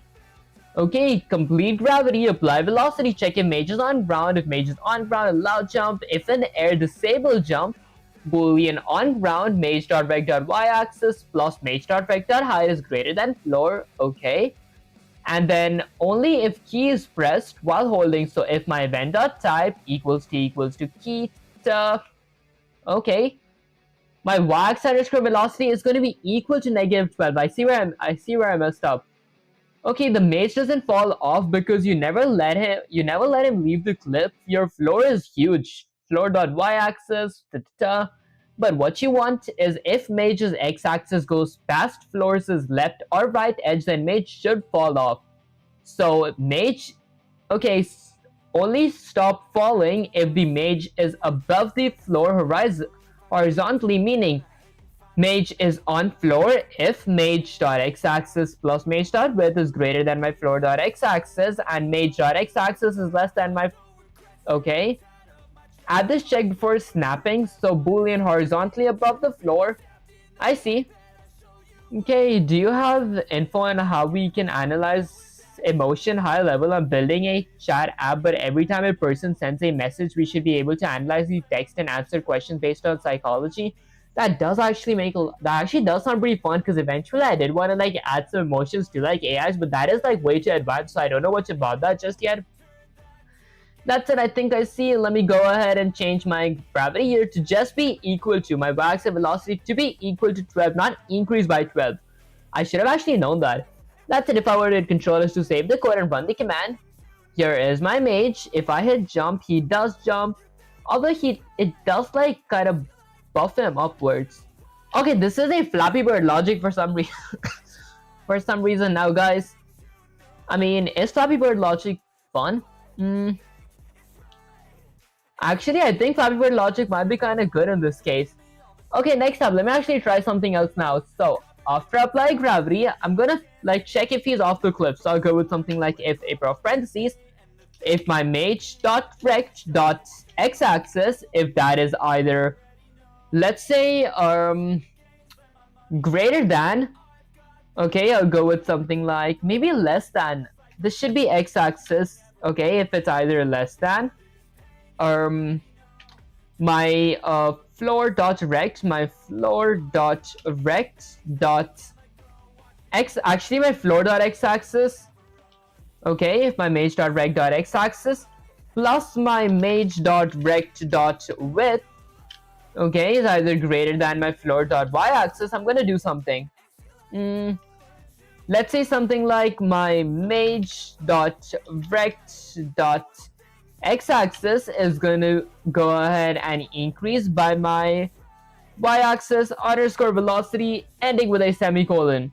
Okay, although before I do that, I'm gonna go with something like y-axis underscore velocity is gonna go ahead and increase by my gravity. Okay, and then my rect position is gonna increase my y-axis underscore velocity. Now for it control us to save the code and run the command. Let's see what happens.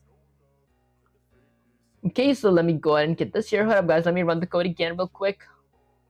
There we go. So this is my mage. He falls all the way here. If I go there. Okay, it does not fall. Maybe should I change my less than to be greater than? Okay, let me change it to be less than greater than. Okay, now for it control us to save the code and run the command. Let's see what happens. Does it change anything? Okay, if I go all the way to the right, so there we go. Okay, he does not fall. If he moves, like if he goes past my my floor's x-axis. So if it's greater than my floor's x-axis, he went more than my floor's x-axis. Okay. Howdy Shiva, appreciate you joining the stream. That's it, let's go with control A, control C. Copy that, let's get Sensei slash ChatGPT here. Let me go ahead and paste this real quick, go with Shift Enter and say something like Sensei. Maybe I did mess up a bit here, question mark. He does not fall off the cliff. Okay, Sensei people, what in the ancient demon of code of the old gods did you just write at the bottom? This condition is always true because floor x-axis is 0. Okay, so your mage is always above the floor in your logic, which means, listen carefully. The mage horizontally on the platform, it must be left side of mage is less than or equal to right side of floor, and right side of mage is less than or equal to left side of floor. Translated to code, horizontally above the floor equals to my mage's x-axis plus my mage's width is either greater than or equal to my floor.x-axis. And if my mage.rect.x-axis is less than or equal to my floor.x-axis plus my floor.y-axis, I mean my floor.width, okay. Boolean touching floor mage.rect.y-axis plus mage.rect.h is greater than or equal to floor if I'm touching floor mage. Okay, so if I'm touching floor, and touching floor, is touching floor the same as on ground? On ground is set to true if my mage is this thing, okay, is greater than or equal to my floor. Okay, that is not touching floor, I think, because mage.rect.y-axis plus mage.rect.height is either greater than or equal to my floor, either higher than or equal to. Okay, if above and touching, snap the floor.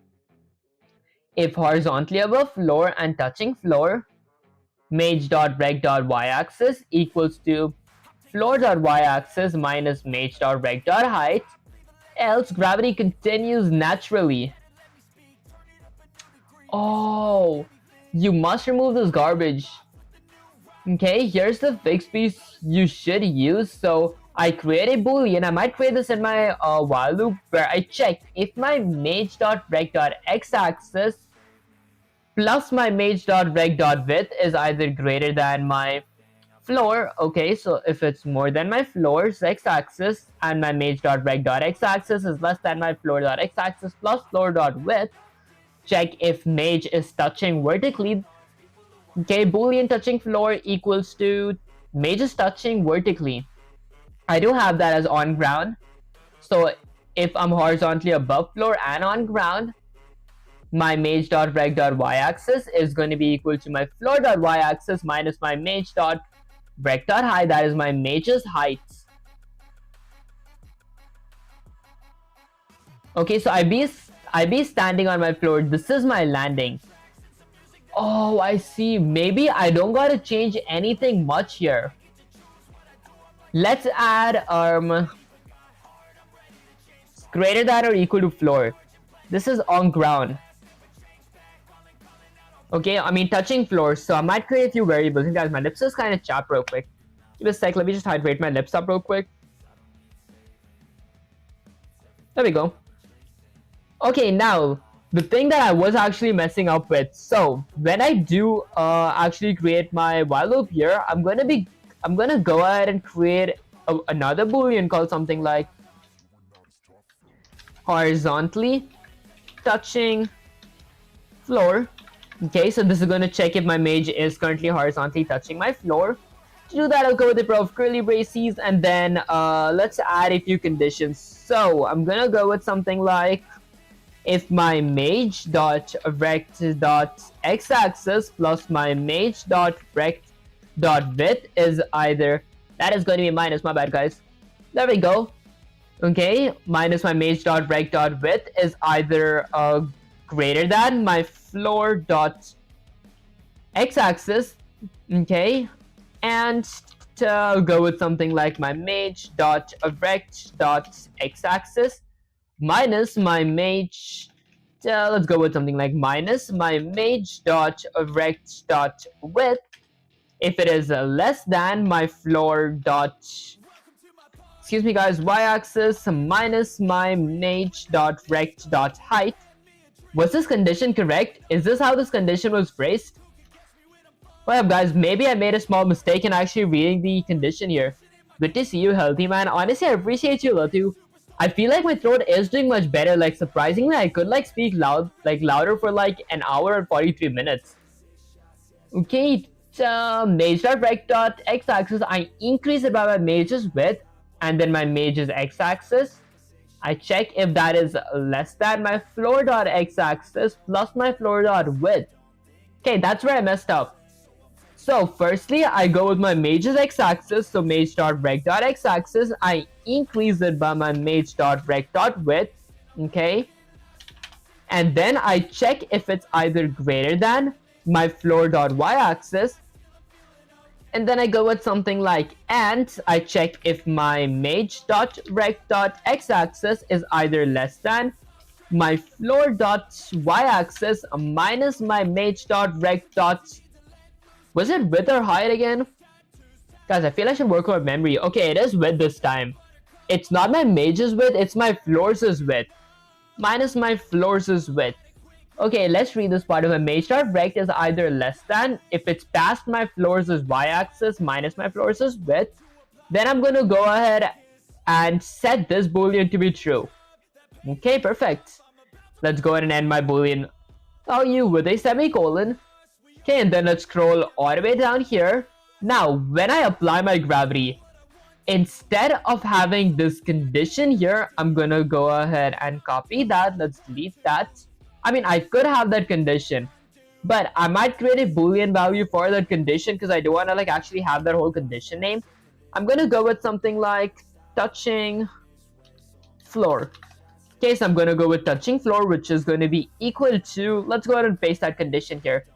So while this condition is true, can you guys like even see this condition? Okay, so while this is true, while my mage's y-axis plus my mage's height is either greater than or equal to my floor, my touching floor is going to be set to true, then I'm going to do something. On ground, while my mage.rect.y-axis, okay, plus my mage.rect.height, plus my mage.rect.height is greater than or equal to floor. If I do add that, I might not need my touching ground, because like on ground and touching ground does look like the same thing. Okay, I might add that here. So now, if my mage is horizontally touching floor, okay, and let's say something like on ground and my mage is on ground, then I'm going to do something. I'm going to go ahead and do this. My mage is going to be on my ground. Else, a pair of curly braces, I'm going to go and increase my y-axis underscore velocity by my gravity. Okay, ending with a semicolon. Then my mage.rect.y-axis is going to increase by my y-axis underscore velocity, ending with a semicolon.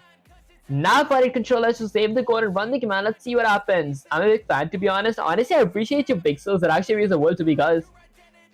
Okay, hold up, guys. Let me actually run the command again, because I did like miss holding my screen. Okay, he did kind of dip. I saw him fall all the way down. What if I like spam my space? Does it like spam? Does it like get him up? I think he went like way too low. Okay, wait, let me run the code again. Now, let's see if I can like hold it fast enough. Alright, guys, he is like down there. Can I jump? Okay, I can like jump. What if I'm like a bit towards the right? Guys, the gravity is too quick. Does he fall if I'm here? Okay, he does fall. I mean, he's trying to survive. Like, I'm trying to survive with him, but then it feels kind of impossible because... Okay, there is no floor for him to land on. Okay, where did my floor mess up? If horizontally touching floor, okay, that is set to true. Wait, I think I messed up somewhere. Let's go with Control-C, copy that. Let's get some C/ChatGPT here. Let me go ahead and paste that, go with Shift-Enter and say something like, let's say, I feel like maybe before I do as let's say /ChatGPT, on ground, this is the condition that I need in my if statement. Let's copy that condition real quick. Let's paste that here for a sec. Okay, if that is true, then I go ahead, if that's my mage's position, I reset my mage's position to be this. Now, if I hit Control S to save the code and run the command, let's see what happens. Pretty sure my mage should have landed, but he didn't land because I could like get him up here if I like spam my spaces. Okay, I think he went like way too low. Okay, that's it. I thought that I would have figured that part out. Never mind.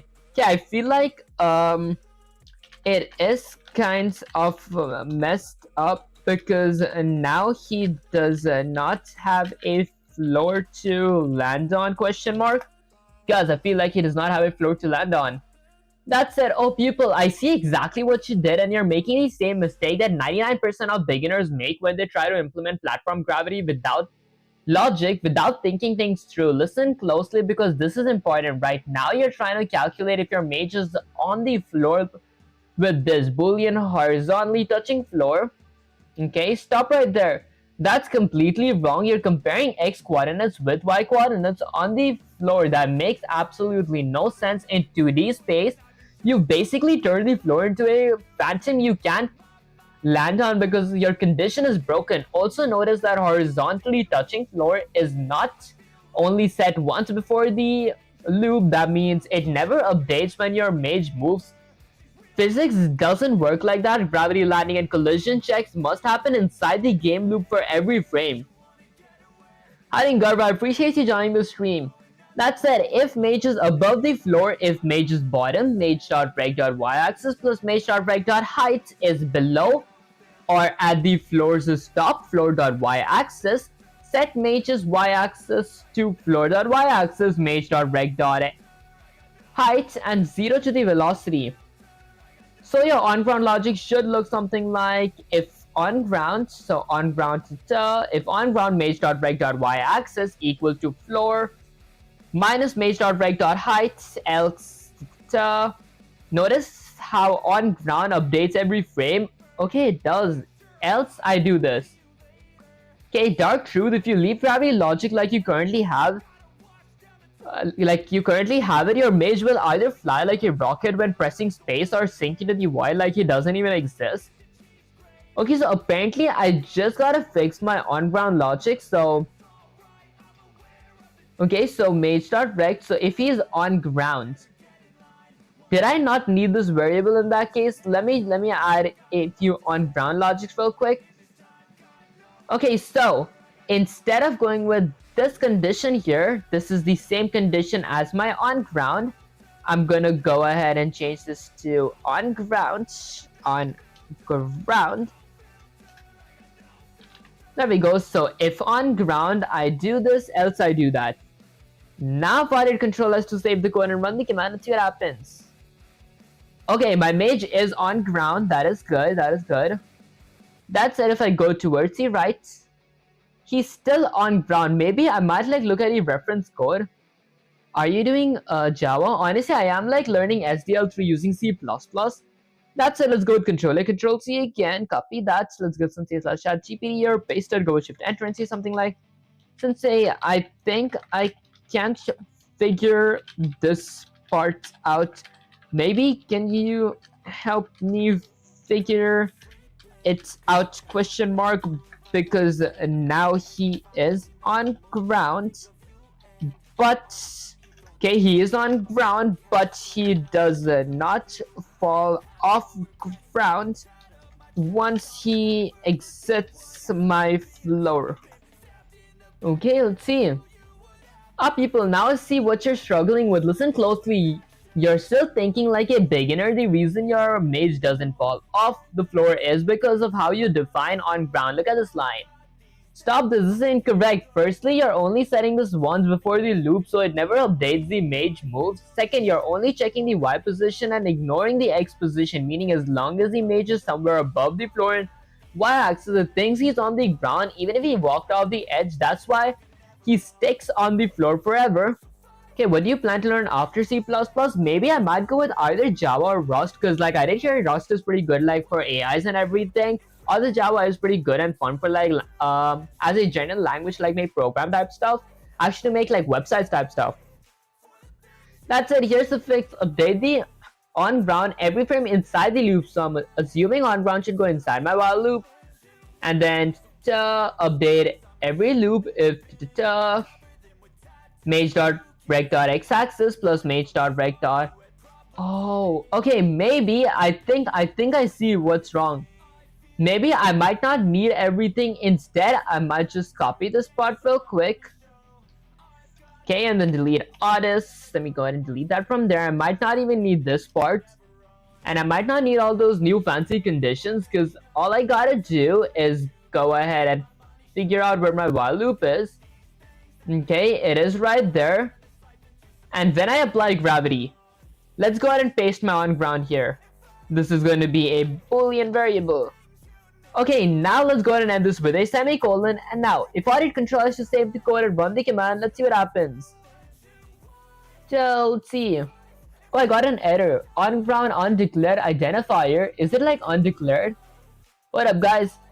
Okay, I heard Rust is fast, and I might make my Linux package manager in it. That actually sounds pretty cool. Wow, we can make websites with Rust as well, by the way. Oh, could be. That actually sounds kind of cool. I might actually learn Rust in that case.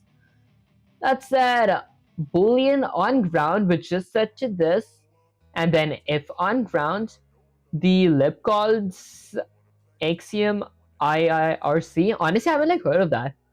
That said, I do have a on ground here, so that's kind of bad. Maybe should I like remove my on ground check from here? But I do want to add like an event loop. Maybe my on ground is going to be here. There we go. Okay, and then this is going to be a Boolean variable for something like on ground, ending with a semicolon. Okay, and then I just remove my on ground all the way from here. Okay, now I did control S to save the code and run the command and see what happens. Okay, so my mage is currently on ground. He's still currently on ground. Why is my mage always on ground? Hold up, maybe I didn't like read the part properly, because there was an if statement. Check if mage is above the floor horizontally. If mage.rect.x-axis, my mage's x-axis plus my mage's width is greater than my floor's x-axis, and my mage is 0. X-axis is less than my floor's x-axis plus my floor's width. Check if mage is touching the floor vertically. If mage.rect.y-axis, this is my on-ground condition technically. Mage.rect.y-axis equal to floor. Okay, on ground set to true.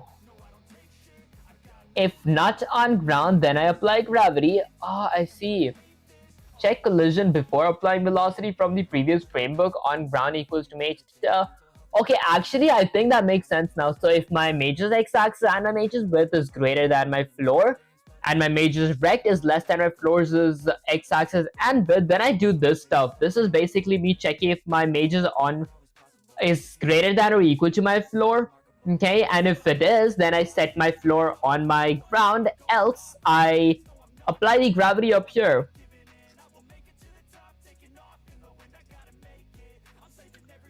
Okay, you're only using y-axis, check x-axis as well. That actually does make sense. Wait, do I need to like set my on ground to be just false? Okay, so I do gotta just initially set it to be false.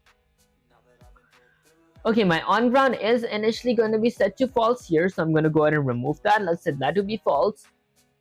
Okay, let's change that to be false. There we go. Okay, now let me scroll all the way down here. Okay, to apply gravity, when I apply gravity, firstly, instead of going with on ground here, I'm gonna go ahead and check if my mage.rect.x-axis, if my mage's x-axis plus my mage's width, so mage.rect.w is either greater than or equal to my floor.y-axis, is either higher than or equal to my floor.y-axis. He is going to be set to my floor. That is the check for my x-axis. Now I want to check for my y-axis. So, that is the check for my y-axis. Now I'm going to check for my x-axis. Wait, why did I add x-axis here? This should be y-axis and that should be height. Okay, and then let's add another if statement. So if a prof parentheses, let's go with something like if my mage.rect.x-axis plus my mage.rect.width is either greater than, let's say something like my floor.y-axis, and my mage.rect. Let's say something like x-axis is less than my floor.width plus my floor. Actually, my floor.x-axis plus my floor.width. Okay, then I'm going to do something. I'm going to go ahead and add a pair of curly braces. I want my user to stay on my floor. I'm not really good in C++. Honestly, I'd say it's a pretty good and challenging language. I feel it is kind of fun. Okay, I'm going to be setting my mage.rect.y-axis. Was I setting my y-axis? I actually forgot that part. But was I setting my mage's y-axis? So after that, I add another. Okay, to check if my mage is vertically touching the floor. Oh, okay, so after this, I add a nested if statement. My nested if statement has this exact loop to it, so there's no point adding it here. So I'm gonna delete that from there. Instead, let's go ahead and paste it here. Hey, we have a long time no see. How are you doing, Kira? I appreciate you joining the stream. It's honestly been a while. Okay, that's it. I'm gonna set my on-ground boolean variable to be set to true. There we go, ending with a semicolon. So technically what this means, you delayed with Python, you deal with Python, now C++, good progress. Honestly, I appreciate you, Kier. That said, I feel like Python was pretty fun, but I feel like C++ is like maybe a bit better, like a bit more fun than Python, because like C++ actually have much more flexibility and it's a bit more complex than Python. Python, I feel like mostly relied on like functions to use and like libraries. That said, I do that, and then now I'm gonna go ahead and add something like another if statement. If a prof parentheses, let's say if not on ground, so if not on ground, then I'm gonna do something. let's go ahead and apply my regular gravity, which is going to be right here. So I'm going to go ahead and copy that, paste it here. Okay, perfect. Now for it, control us to save the code and run the command and see what happens. Okay guys, if you guys can see my mage, he almost like just kind of dipped downwards. He did fall. Where do I mess up? Did I like mess up the signs? Okay, if it's greater than, I did go with greater than. Okay, let me actually copy this part and check if like this part actually does work or not. What up guys, let's go ahead and copy that. I just want to see if this part is going to work. Okay, let's go ahead and paste it all the way here. And I'm just going to be removing my on-ground from here because I already have my on-ground variable set. Okay, now for it, control us to save the code and run the command. Let's see what happens. Okay, I am on ground. If I exit this, I'm still on ground. Huh. Okay, let's actually see. So let me go with Control C, copy that. Let's get /TP back here. Let's go ahead and paste this, Shift Enter and see something like 6.8. Okay, I did copy your code, but I am still not falling off my cliff. If that's what we call it. Do we call it like cliff? Okay, maybe do we need to actually, let's go with some ... I was thinking, do we need like another like rect or something that says if your user is above that rect now then you fall? Okay, the problem is the order of gravity application floor check right now. Apply gravity, check if mage is above the floor. Okay, do you see you're adding gravity twice per frame, but more importantly the way you check on ground, if mage.rect, okay, this only works while the mage is overlapping the floor horizontally. That part is okay, but you're applying gravity first, then checking the floor, then not on ground, you apply gravity again. When the mage walks off the right edge, the condition becomes false, so on ground stays false, which is good for the first already moved down, and the second, if not on ground, add gravity, so he moves down twice as fast. But the mage's bottom is still above. If the floor's y-axis snap never triggers, which is fine with, okay, but your code might be sticking because of messy timing of initial position. Here's the correct way to fix it. I add key downs, I add my key controls, I apply my gravity, and then I check for floor collisions. Okay, and then do not apply gravity again. Okay, so I just add this part, I don't apply gravity again. So join CLG, how's it going? Honestly, I haven't like joined CLG, I haven't like heard of that. Maybe I have like heard of it once, but I've never like looked into it. Okay, Sensei and the never-ending story, guys. I feel like Sensei is really helpful. Okay, let me actually copy this part and actually check if it works. Let's copy that. Now, I go with my key controls. I gotta add my draw object again though. Okay, let's go ahead and paste that here. And then under my graphics one, I could go with something like mage.draw. I'll go with, let me just zoom in a bit. I'll go with mage.the draw function with a pair of parentheses that does require a render parameter and a scale, where I'll go with something like 0.1 ending with a semicolon. Okay, it just requires a render, not bad guys. There we go. Okay, so I draw my mage and then I apply gravity. This is snap the floor. If I hit Control S to save the code and run the command, let's see what happens. Join college. Honestly, yeah, I've been like in college for like about 3 months now. I feel like it is kind of fun. Okay, things like ceiling collision if you jump, if mage.rect axis hits the ceiling. Okay, to check if the bottom of your character is colliding the top of platform, you must always draw mage.rect.y-axis plus mage.rect.height. Oh, I see. Okay, that's it. Maybe I might like figure it out like next stream, because like this stream I do like gotta go, because I do have like a lot of college stuff to cover. Excuse me guys, let's go with a bunch of Control Z's. Okay, hit Control S to save the code again. Let's run the command. Okay, he does like land up here. I think that should be like pretty much it. I might actually end the stream and figure this out next stream because eventually I do think this is like related to like collision detection logic and all that stuff. I will be covering collision logic as well.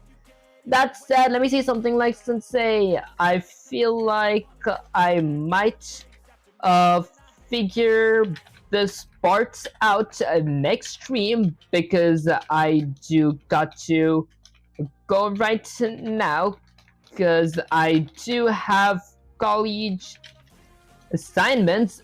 That said, is there anything that you want to say to the viewers before I end the stream question mark? Okay, let's see. Last time I saw you, you were at like 1K and playing with Python. Now it's about almost 9K. Congrats, man. Good to see your progress. Happy for you, but honestly, I do appreciate you guys so much for that. It wouldn't be possible without you guys. That's it. Alright, listen up, you lazy chat. Tonight's stream is ending, but before you go back to scrolling mindlessly, remember Vivek here has been crushing it, figuring out SDL like a beast. Everyone else, don't be bad. You've seen how hard it is, but keep your head up, push yourself, learn. You might just catch up. Guys, I feel like I'm the one that needs to catch up to you guys' level. That's remember the difference between a master and a novice is that a master has failed more times than a novice has tried, guys. I think that this is a quote from like the anime called Assassination Classroom. That said, let me go to my main camera. Alright guys, so basically that was pretty much it for the stream. That's it. I did want to stream for longer. Maybe once my college is over, because like I do have like my final exams. That's it. Once my college is over, I might stream for longer. That said, if you guys did enjoy this stream, don't forget to like, share, subscribe. Like helps with my algorithm, sharing makes you smile, and subscribing is like it, cheering you on top. And guys, I did start multi-streaming on Twitch, Kick, YouTube. I used to multi-stream on like Trovo as well, but I did like stop streaming that because like I feel that is kind of dead. That's it. I will start streaming on Instagram and TikTok as well if I did meet the followers or requirements. If you guys do enjoy my content and haven't followed me there, make sure to follow me there. Also join the Discord server, link is in the description. That's it. I'll catch you guys in the next live stream or video. Peace.